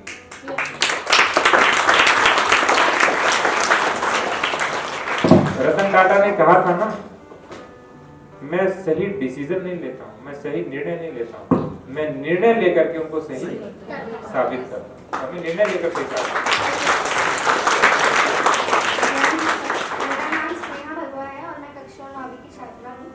सर, जैसा आपने कॉमर्स पढ़ा 11th और 12th में, तो फिर आपने मास्टर्स भी करा ज्योग्राफी में, तो आपने कॉमर्स में एज अ प्रोफेशन क्यों नहीं करा? ये भी गलती हो जाती है कई बार। बेटा हुआ क्या, जब मैंने ग्रेजुएशन किया कॉमर्स में, तो कॉमर्स में ग्रेजुएशन करने के बाद मैं सीएस कर रहा हूँ। सीएस पता है ना आपको क्या होता है? चीफ सेक्रेटरी, कंपनी सेक्रेटरी एक पोस्ट होती है। तो मैंने सोचा मैं कंपनी सेक्रेटरी करूंगा और मैं एमकॉम करने चला गया। तो एमकॉम में और सीएस में मैंने एक साथ एडमिशन ले लिया था, ठीक है। जब मैंने दोनों में एक साथ एडमिशन लिया तो मेरे भाई साहब का जो ऑफिस था वो एक कोचिंग थी उसके पास में था। वहाँ कोचिंग के अंदर एक गुरुजी पढ़ाते थे, बलजीत गुरुजी। तो उन्होंने कहा कि बीएड यदि आप कर लोगे तो आप जल्दी से सरकारी नौकरी लग जाओगे, आप टीचर बन जाओगे। उस समय हमें नहीं पता था, और ये सन 2002 की बात है, उस समय बच्चों को पता भी नहीं होती थी बहुत सारी चीजें, तो मुझे नहीं पता था। तो बलजीत गुरुजी ने कहा और मैंने फिर उनकी कोचिंग का नाम था ओशन एकेडमी। तो एग्जाम के 32 दिन बचे थे, फॉर्म भरने का वो लास्ट दिन था। तो मैंने क्या किया, सर कहते फॉर्म आज ही भरा दे, तो मैंने फॉर्म भरवा दिया। पूरे राजस्थान में 118 सीट थी कॉमर्स की, और मेरा बीएड में 28 दिन ही तैयारी को मिले, क्योंकि एक दिन फॉर्म भरने में लग गया, अगले दिन सोचने में लग गया, उससे अगले दिन मैं बुक लेके आया, ठीक है। लेकिन 28 डेज, अब मैं नहीं कहूंगा मेरी तरह पढ़ना, और मैं भी सोचता हूँ कि मैं इतना कैसे पढ़ पाता था। मैं डेली 16 से 18 घंटे पढ़ा 28 डेज, और उस एग्जाम में मेरे 23rd रैंक आया पूरे राजस्थान में।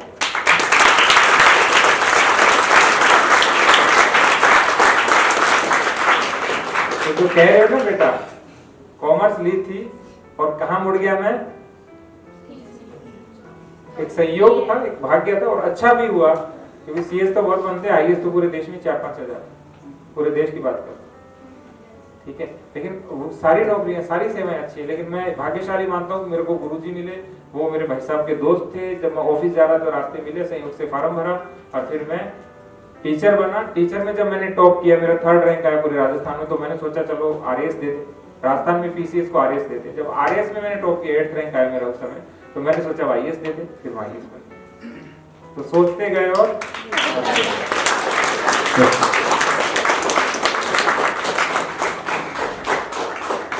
इसमें ना एक दृष्टि विजन का एक वीडियो है, तो यदि बच्चे कभी देखना चाहे तो देख सकते हैं।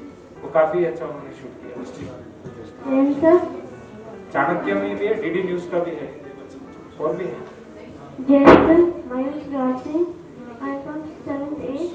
तो मेरा क्वेश्चन है, क्या मुझे कौन सा सब्जेक्ट और कौन सा खेल पसंद है? क्या है बेटा? तो मुझे कौन सा खेल और कौन सा सब्जेक्ट पसंद है?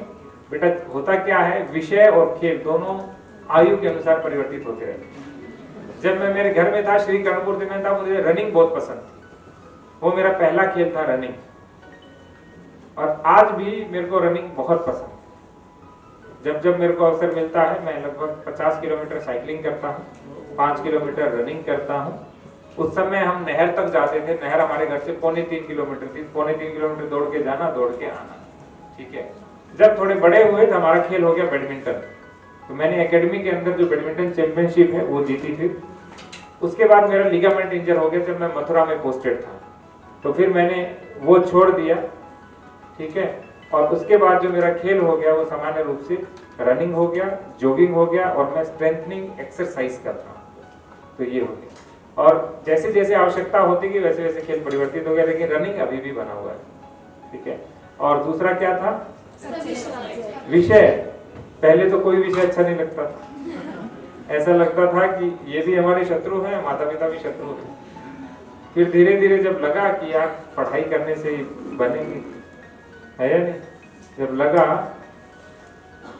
पढ़ाई से बनेंगे, तब थोड़ा सा अच्छा सब अच्छे से पढ़े, तो फिर मेरा ग्रेजुएशन में ठीक ठाक मार्क्स आए मेरे। उसके बाद मास्टर्स में मुझे पता लगा कि अब बहुत ही अच्छे से पढ़ना चाहिए, तो फिर मेरा गोल्ड मेडल आया। फिर आगे और मुझे लगा कि अब तो कंपटीशन वाले सब्जेक्ट ही अच्छे होते हैं, तो मैंने उनको अच्छे से पढ़ा। लेकिन एक उदाहरण जरूर देना चाहूंगा, जब मैंने पहली बार फिलोसफी सब्जेक्ट लिया था, तब मैंने ये सोचा था कि जीवन में कभी फिलोसफी नहीं लूंगा, क्योंकि फिलोसफी बहुत हार्ड लगता था, क्योंकि मैं कहां से आया था, कॉमर्स से आया था। अब कॉमर्स वाले को आप फिलोसफी पढ़ाओगे तो थोड़ा गड़बड़ा जाता है। लेकिन आज मेरे जीवन का जो बेस्ट सब्जेक्ट है, जो मुझे लाइफ में अच्छा लगता है, वो फिलोसफी ही है। तो कभी भी कोई अच्छा या बुरा नहीं होता, वो देश, काल, परिस्थिति, वस्तु, व्यक्ति, घटनाक्रम के अनुसार परिवर्तित होता है, ठीक है।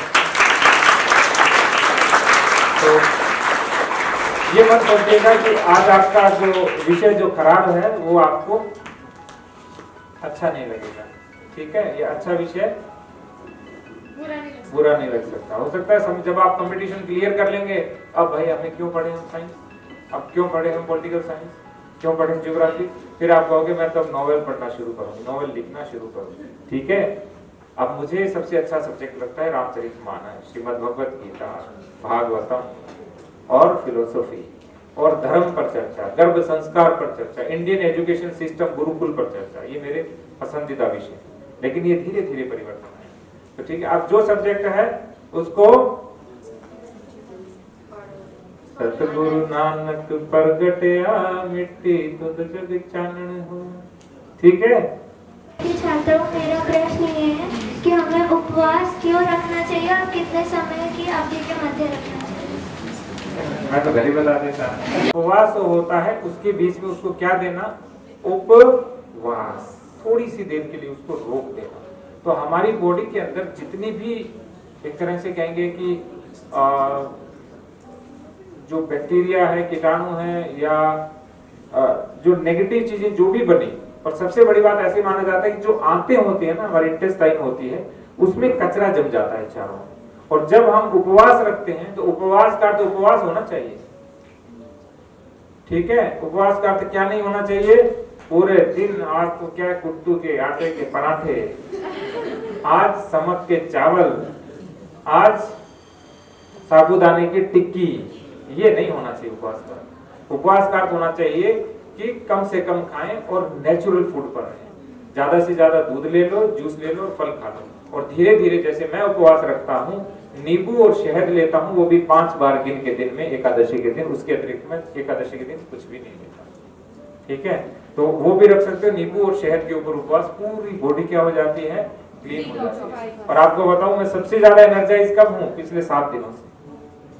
और एकादशी के दिन मेरी एनर्जी हाई लेवल की होती है। उस दिन तो मुझे ऐसा लगता है कि अब तो बिल्कुल हल्के हो गए, लाइट मोड में आ गए। जब आदमी अंतरिक्ष में उड़ता है तो कैसा लगता है, लाइट। आपने भी देखा होगा, लिफ्ट से जब ऊपर जाते हैं तो कैसा लगता है, लाइट। नीचे उतरते हैं अचानक तो भी लाइट लगता है। तो वो लाइट मोड में आ जाते हो कब, जब आप उपवास रखते हो। इसलिए उपवास रखना चाहिए हमें अपनी बॉडी को अंदर से क्या रखना है, क्लीन। और जब पूरी चीज अंदर से साफ होगी, क्लीन होगी, तो शरीर अच्छा होगा, तन अच्छा होगा, तो हमारा मन भी अच्छा होगा, ठीक है। तो शरीर और मन दोनों अच्छे रखने के लिए हमें क्या करना चाहिए, उपवास। इसलिए एकादशी के उपवास दिन थोड़ी कृष्ण आराधना अवश्य होना चाहिए, एक हरे कृष्ण महामंत्र का जाप अवश्य होना चाहिए, ठीक है। सर, मुझे पूछना था, कभी आपके मन में ख्याल आया कि इतना कुछ आपने अचीव कर लिया, लेकिन उसके बाद भी कुछ ना कुछ रह गया है? लेकिन हमें अक्सर ऐसा लगता है कि अभी हमने कुछ किया ही नहीं है। तो महत्वाकांक्षा कहते हैं, एम्बिशन। और प्रत्येक बच्चे को हमेशा एम्बिशन होनी चाहिए, लेकिन आपको लाइफ का लास्ट गोल क्लियर होना चाहिए। लास्ट गोल क्या है, परमपिता परमात्मा के श्री चरणों में जाकर के बैठना। और वो कैसे जाओगे, बंदव गुरुपद परम परागा, सुरुचि सुबास सरस अनुराग। तो हमें श्री गुरु के चरणों में बैठ करके अंतिम रूप से किसे प्राप्त करना है, परम पिता परमात्मा को प्राप्त करना है। तो हमारा मूल उद्देश्य क्या होना चाहिए। तो आज मुझे जो कमी लगती है वो एक है कि मैं कृष्ण भक्त बनूं, आगे से आगे जाऊं, और प्रत्येक व्यक्ति को, इस संसार का कोई भी व्यक्ति है, उसकी मैं सेवा कर सकूं जितनी मेरी क्षमता है, उससे भी ज्यादा। और मैं हमेशा कहता हूं कि मैं किसी प्रकार का ईगो नहीं रखता, किसी प्रकार का ऐसे नहीं रखता कि मैं किसी पद पे बैठा हूं। मेरी, आप टेबल पर आएंगे तो मैंने लिख रखा है आपकी समस्या का अंतिम पड़ाव। मेरी क्षमता में जो है, मैं प्रयास करता हूं कि उसकी प्रत्येक समस्या का समाधान मेरे स्तर से कर दूं, जो मेरी क्षमता में है। आपकी समस्या के अंतिम पड़ाव का अर्थ ये नहीं है कि मैं सारी समस्याओं का समाधान कर दूं। ये वैसे लिखा कहाँ होना चाहिए था, मंदिर में, क्योंकि मंदिर ही क्या है, आपकी समस्या का अंतिम पड़ाव। भगवान कृष्ण के आपकी समस्या के अंतिम पड़ाव वो है जिसे आप मानते हो। आप शिव भोले को मानते हो, हनुमान जी को मानते हो, आप राधा रानी को मानते हो, सीता मैया को मानते हो, महावीर जैन को मानते हो, आप भगवान बुद्ध को मानते हो, जिसे आप मानते हो, उसके चरण में जब आप बैठ जाओगे, वो हमारा अंतिम लक्ष्य है। तो आज मुझे एक ही कमी महसूस होती है कि मैं क्या है, ज्यादा से ज्यादा सेवा करूं, प्रत्येक बच्चे के, प्रत्येक व्यक्ति के हृदय में ठाकुर जी को विराजमान देखूं। और जब मेरे पास कोई आता है तो मैं सोचता हूं कि कोई ठाकुर जी का रूप प्रतिरूप मेरे सामने आया है और ठाकुर जी ने मुझे आशीर्वाद दिया है कि मैं उसकी किसी न किसी रूप में सेवा करूं। बस ये कमी इसके अतिरिक्त।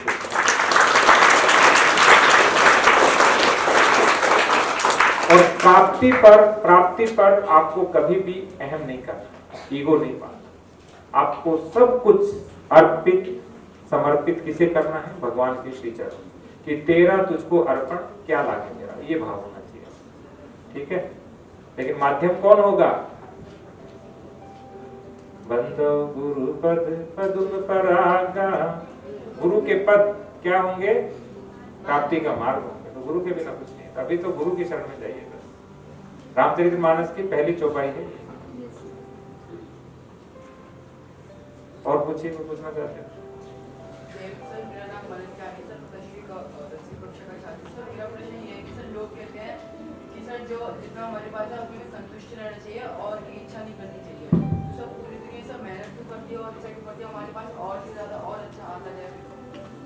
भगवान कृष्ण ने दूसरा अध्याय जो कर्म योग है उसमें कहा था, कर्मण्येवाधिकारस्ते मा फलेषु कदाचन मा कर्मफल हेतुर्भुः मा तो संगोऽस्तु कर्म। आपको जितने में है उतने में संतुष्ट रहना ही चाहिए।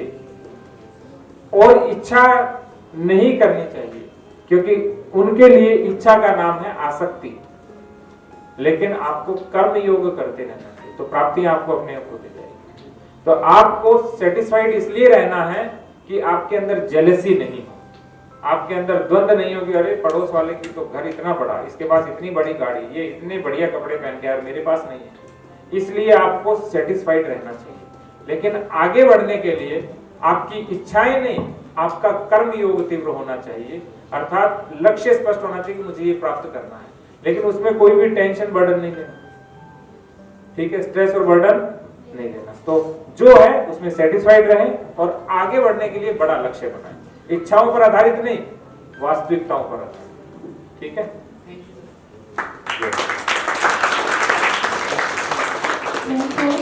So my name is Abhay Pandey. I am from class 6. So my question is, when you were a small child, what was your main aim, and was your main aim IAS, or you just passed the test and you became IAS officer? जब मैं छोटा था तो मेरा बहुत छोटा लक्ष्य था, क्योंकि मैं छोटे से कस्बे का रहने वाला था।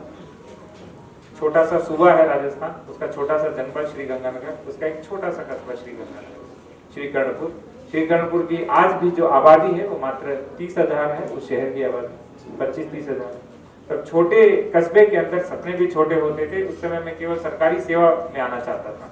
मैं सोचता था टीचर बन जाए या बैंक में लग जाए, किसी न किसी रूप में गवर्नमेंट सर्विस में। लेकिन जैसे जैसे मैं पद प्राप्त करता गया वैसे वैसे बड़ा होता गया। लेकिन आपके लिए आवश्यक नहीं है, क्योंकि आपके पास sufficient resources, more than sufficient counsellors हैं, बहुत अच्छे गुरु हैं, बहुत अच्छा आपका स्कूल है। तो ये सब चीजें जब आपके पास होंगी तो आपको सपने छोटे नहीं रखने, आपको सूर्य का सपना देखना है। जब सूरज का सपना देखोगे तो चांद अपने आप मिल जाएगा।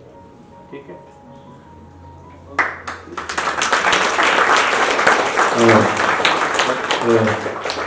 दो शब्द एक मैं भी चाहता हूँ। सर्वप्रथम डीडी गोयनका के इस प्रेक्षक में आपका हार्दिक अभिनंदन है, हार्दिक स्वागत है। मैं सिर्फ दो बातें आपसे सर कहना चाहता हूँ। पहली तो ये कि अभी कुछ दिन पहले मुझे सौभाग्य प्राप्त हुआ था कि मैं सूर सदन में आपका जो कार्यक्रम हुआ था गर्भधान संस्कार, मैं वहाँ उपस्थित था और मैंने आपकी जो वक्तव्य थे और जो आपके जो शब्द थे वो मैंने सुने थे। और कहीं ना कहीं मेरे अंदर उसी समय एक बात हुई थी। मैं सोच रहा था कि काश आपका एक कार्यक्रम स्कूल में और हमारे विद्यालय में बच्चों के लिए भी हो जाए, क्योंकि मैं उस समय मुझे किसी कारणवश जाना पड़ा, लेकिन मैं आपकी पूरी स्पीच सुन के गया था और मैं चाहता था कि हो जाए। और मैं सर का हार्दिक आभार करता हूँ। इस विषय में मेरा सर से कोई भी वार्तालाप या कोई चर्चा नहीं हो पाई, लेकिन ये कोइंसिडेंस कह सकते हैं या उस समय की मेरी शायद हार्दिक जो इच्छा थी जो ईश्वर ने आज परिपूर्ण की कि यहाँ पे प्रेक्षक में आपके संवाद बच्चों के साथ स्थापित हुए। तो मैं एक बार बहुत बहुत धन्यवाद करता हूँ सर आपका और कि आप आए और ईश्वर का जिन्होंने ऐसा एक संयोग बनाया कि आप यहाँ पे आए और बच्चों को बताया और संवाद स्थापित किए। और एक दूसरी बात और मैं सर ये कहना चाहूँगा कि विद्यालय में समय समय पर इस प्रकार के कार्यक्रम होते रहते हैं। काफ़ी मोटिवेशनल स्पीकर्स, अधिकारी आदि हमारे विद्यालय प्रांगण में आते रहते हैं, प्रेक्षागृह में आते हैं और बच्चों के साथ संवाद स्थापित करते हैं। परंतु आज जो संवाद स्थापित हुआ है, ऐसा संवाद मुझे मेरी स्मृति में तो नहीं है सर कि ऐसा कभी हुआ हो जहाँ पर इतना ज़्यादा इन्वॉल्वमेंट और बच्चों का रहा हो, जिसमें कि क्योंकि क्वेश्चंस होंगे वो बच्चे पूछेंगे। ये बिल्कुल कोई किसी भी तरीके की बच्चों को इस विषय में कोई जानकारी नहीं थी कि हमें भी संवाद स्थापित करना सर के साथ और हमें अपनी शंका समाधान करने। और मैं बहुत इस समय बहुत खुश हूँ ये सोचकर कि बच्चे नॉर्मल जनरल क्वेश्चन के साथ साथ अपने जो अंतर्मन के जो उनके भाव विचार हैं वो भी आपके साथ साझा कर रहे हैं। तो इसके लिए सर आपका बहुत बहुत धन्यवाद। आपकी आभा, आपकी ऊर्जा ने पूरे बहुत बहुत धन्यवाद। Thank you so much. ये सब ठाकुर जी की कृपा है और विशेष रूप से जब हम शिक्षक बनकर, गुरु बनकर, इनके अग्रज बनकर, इनके बड़े भाई बनकर, इनके साथी बनकर के जब बात करते हैं तो बच्चों के अंतर्मन के जो वाद हैं, विवाद हैं, संवाद हैं, संघर्ष हैं, समस्याएं हैं, शंकाएं हैं, वो सब धीरे धीरे निकल गया। हाँ बिटिया रानी बताओ, पूछना चाहिए। सर मेरा एक सवाल और था, मुझे ये पूछना था कि जैसे आप एक आईएएस ऑफिसर हैं तो करप्शन को लेकर आपके क्या विचार हैं? बेटा करप्शन को लेकर मेरा एक ही विचार है, जीरो टॉलरेंस। जो ऑनरेबल सीएम बोलते हैं माननीय योगी आदित्यनाथ जी कि करप्शन के प्रति हमें हमेशा जीरो टॉलरेंट रहना है, न देना है और न ही लेना है। और माननीय प्रधानमंत्री महोदय ने एक शब्द कहा था जब 2014 में है, न खाऊंगा न खाने दूंगा। तो वही भाव रहना चाहिए। आपको कोई देने के लिए प्रेरित करे तो प्रयास करें कि उससे दूर रहें। एक छोटी सी कहानी बताता हूं अभी हमारे यहाँ की, 2 कहानियां बताऊंगा। एक बहन जी आई थी हमारे ऑफिस में, मेरे से नहीं, आपसे खड़े होकर ज्यादा अच्छा लग रहा है। एक बहन जी आई थी, जो भी हमारे ऑफिस में कोई आता है, मेरे बच्चों को या आपको पता होगा, संजय जी तो निरंतर संपर्क में रहते हैं, मैं किसी भी महिला को कभी भी नाम लेके नहीं पुकारता। केवल सीनियर है उनको मैडम कहता हूँ, जूनियर है उनको भी वो मेरी छोटी बहनों की तरह। प्रत्येक महिला मेरे लिए बहन है, मेरे लिए बेटी है, या वो माता समान उसके अतिरिक्त कुछ है। वो बहन जी कह रही थी सर 3 साल से मेरा काम नहीं हो रहा। 2018 से आ रही थी वो, और बहुत छोटा सा काम था, एक त्रुटि हो गई थी, क्लरिकल एरर हो गई थी। हमारे क्लर्क इसलिए नहीं दूर करना चाहते थे कि उन पर कार्रवाई हो जाती। जैसे ही मेरे को पता चला, मुझे आए थोड़े से दिन हुए थे, और आते ही मैंने शायद शुक्रवार को वो आई थी, और मैंने मंगलवार को उनकी समस्या का समाधान किया, और बाद में उन्होंने मीडिया को इंटरव्यू दिया, बकायदा वो न्यूज़पेपर में भी प्रिंट हुआ कि इस तरह से जो 3 वर्षों से अटकी हुई समस्या थी वो 3 दिनों में सॉर्ट आउट हो गई।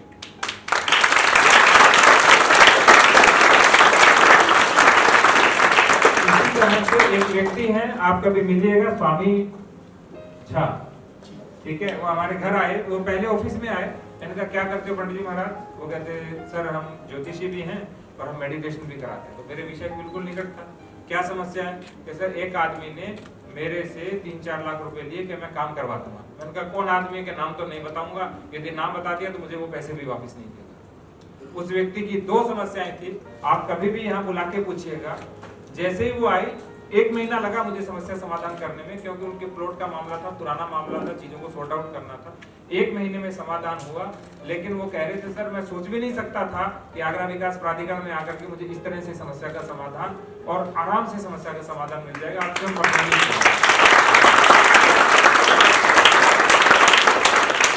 लेकिन वो कब हुआ? जब आप केवल नीचे वालों के भरोसे नहीं बैठे। आपको एक स्तर पे आपको कोई इरिटेट कर रहा है, आपको कोई प्रेशराइज कर रहा है, तो आप थोड़ा उससे ऊपर के स्तर पे जाइए, उससे ऊपर के स्तर पे चलाइए। अब तो माननीय मुख्यमंत्री महोदय ने एक हेल्पलाइन शुरू कर रखी है, उसका नाम है IGRS, integrated grievance redressal system. यदि कोई समस्या है तो डायरेक्ट आप माननीय मुख्यमंत्री जी को भी लिख सकते हैं, डायरेक्ट आप किसी भी अधिकारी को लिख सकते हैं, और वहां से सीधा वो रिडायरेक्ट होकर हमारे पास आएगी, फिर हम उसका समाधान हमें करना ही पड़ेगा। तो आपको शोषित होना भी नहीं है और दूसरे को वो शोषित नहीं होने देना। इसके लिए सीधे जो वरिष्ठ अधिकारी है कार्यालय के HOD, उनसे संपर्क है, इससे आपकी समस्याओं का समाधान हो जाएगा। Thank you.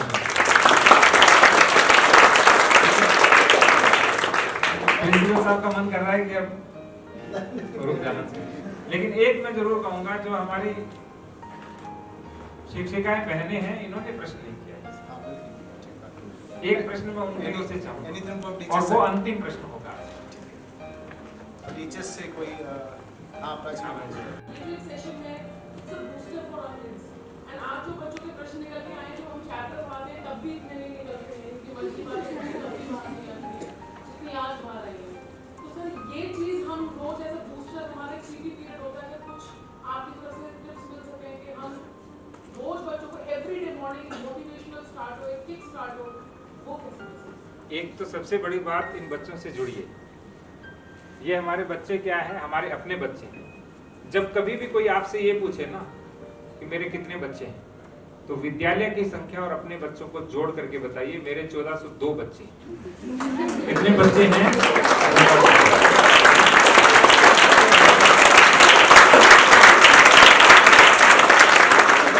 जब आप बताएंगे कि मेरे 1402 बच्चे हैं, तब ये बच्चे अपने अंदर का सब कुछ आपके सामने रखते। और दूसरा, मैं हमेशा एनर्जाइज रहता हूँ, हमेशा 120 माइल पर आवर की गति से चलता हूँ।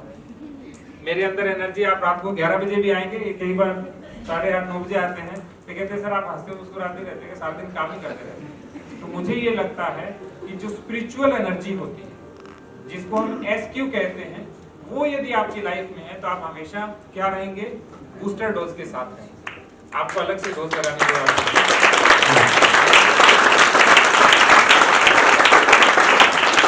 इसलिए जो हमारी लाइफ है इसमें अब हमें IQ पर सीमित नहीं रहना, IQ से EQ, EQ से PQ, और PQ से जो आगे की यात्रा वो क्या है, SQ। इसके ऊपर एक पूरा लंबा सेशन चल सकता है, मेरी पुस्तक में ये भी चैप्टर है, IQ, EQ, PQ और SQ, अर्थात IQ से SQ की यात्रा। और आपकी इंटेलिजेंस हमेशा मेंटेन रहे। आप इंटेलिजेंट हो लेकिन दुर्व्यवहार करते हो, कोई लाभ नहीं आपके। इससे अच्छा धन होते, मूर्ख होते, वो ज्यादा अच्छा था, क्योंकि वो सदव्यवहार तो करता था, ठीक है। लेकिन यदि आपकी इंटेलिजेंसी भी है और आपके अंदर स्पिरिचुअलिटी भी है, आप पोलाइट भी हो, विद्या ददाति विनयम के भाव से आप रहते हो, तो मैं गारंटी से कहता हूँ आप अपने जीवन के चरम पर पहुंचोगे, जहां इस संसार का कोई व्यक्ति सोच भी नहीं सकता था कि ये बच्चा या बच्ची वहां तक पहुंचे। तो आपने बहुत अच्छा प्रश्न किया बहन जी। तो बच्चे हमसे जुड़े हुए हैं, बस हमें इनसे जुड़ना है, ठीक है। तो आप सभी का आज के सेशन के लिए धन्यवाद। मैंने किसी विद्यालय में पहला सेशन लिया, मेरे को 1.25 साल हो गया यहाँ पे आए हुए।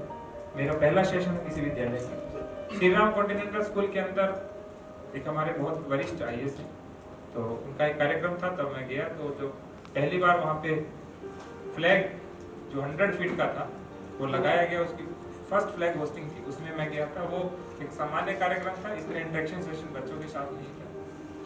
आगरा कॉलेज में मैं जरूर 2 बार गया हूँ, पर दोनों बार संयोग से कार्यक्रम में गया हूँ, किसी इस तरह के सेशन में नहीं गया। तो ये मेरा फर्स्ट सेशन, मुझे टाइम बहुत कम मिलता है बातें करने का, आनंद लेने का, आपके साथ कुछ विचार साझा करने का, आपसे सीखने का, आपको सिखाने का कम समय मिलता है, इसलिए नहीं जाता। किंतु कहीं ना कहीं गोयनका स्कूल के अंदर जब पहली बार प्रिंसिपल साहब मिले, मैं इनसे बहुत प्रभावित हुआ। इनसे मैं पहली बार मिला हमारे जोनल पार्क में। पूरे आगरा का सबसे बड़ा पार्क है जोनल पार्क, जो ताज नगरी फेज 2 के अंदर। बच्चों का भी पिकनिक बनाने जाना हो ना मम्मी पापा के साथ, तो कहना हमें जोनल पार्क लेके जाओ, जो सब बता रहे थे, ठीक है, वहां घूम के आना। तो वहां जब पहली बार मेरे से ये मिले, तब मैं इनसे बहुत प्रभावित हुआ। इनकी सरलता, इनकी सौम्यता, इनकी इंटेलिजेंसी, यानी सभी गुणों को एक भूत किए हुए यदि कोई व्यक्ति है तो वो हमारे प्रिंसिपल साहब हैं।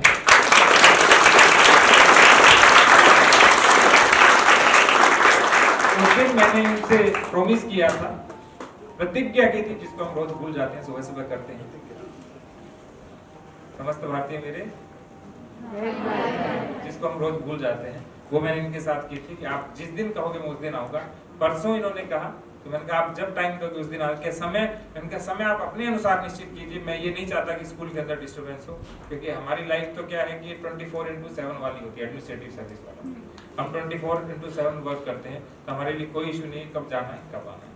तो आपका बहुत बहुत धन्यवाद। इतने प्यारे बच्चों से, इतने अच्छे बेटे बेटियों से हमें मिला है। हमारी शिक्षिकाओं बहनों का भी बहुत बहुत धन्यवाद, बड़ा ध्यान से सुन रही हैं और बहुत अच्छा प्रश्न पूछा बहन जी ने लास्ट में, और विशेष रूप से लगातार जो हमें कैप्चर कर रहे हैं, ठीक है, हमारी स्मृति को संजोने का एक अद्भुत प्रयास कर रहे हैं। तो दोनों बच्चों का भी धन्यवाद, और मंच संचालिका बहन जी आपका भी बहुत बहुत धन्यवाद। आपने कुछ ज्यादा ही हमारे बारे में बोल दिया। जो बोलना है वो ठाकुर जी के विषय में, कृष्ण के विषय में बोलना चाहिए, ब्रज के विषय में बोलना चाहिए। हमारे में ये क्षमता नहीं है कि उनका रज का एक कण भी बन सके, ये भी हमारे में क्षमता नहीं है। और मेरे से गत 1 वर्ष से लगातार जुड़े हुए हमारे संजय अग्रवाल जी, जो क्रेडाई के चेयरमैन भी हैं, तो ये भी निरंतर मेरे से जुड़े हुए हैं।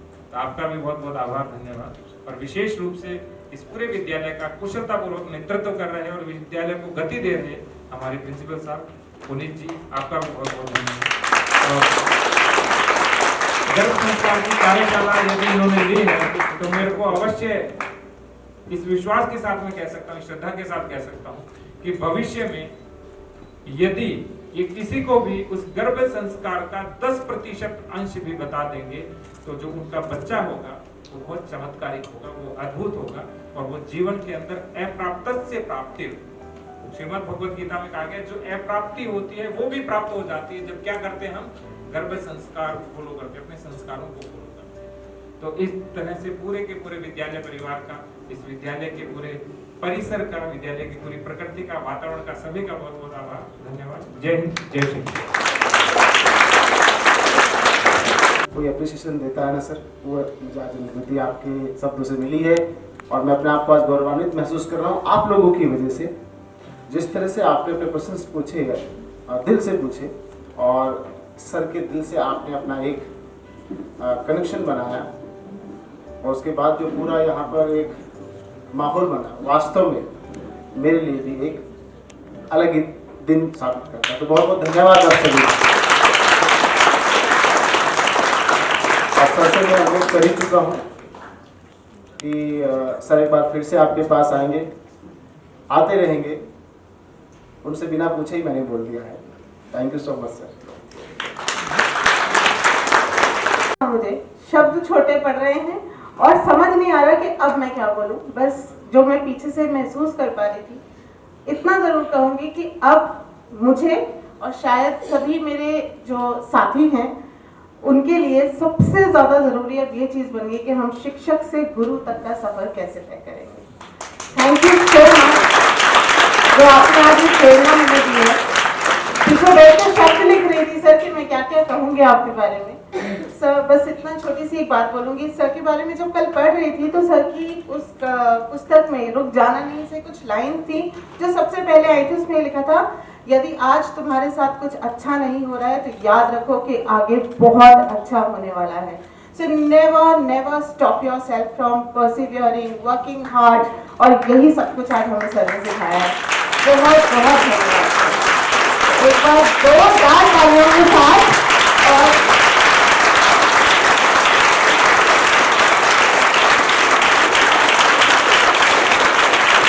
और आखिर में से वो ऊर्जा, जो उत्साह इनमें दिख रहा है, डेफिनेटली जब इनके दोस्त, जब इनके मित्र जो आज नहीं आए, जब वो स्कूल आएंगे तो उन्हें बताएंगे कि तुमने आज का दिन मिस कर दिया।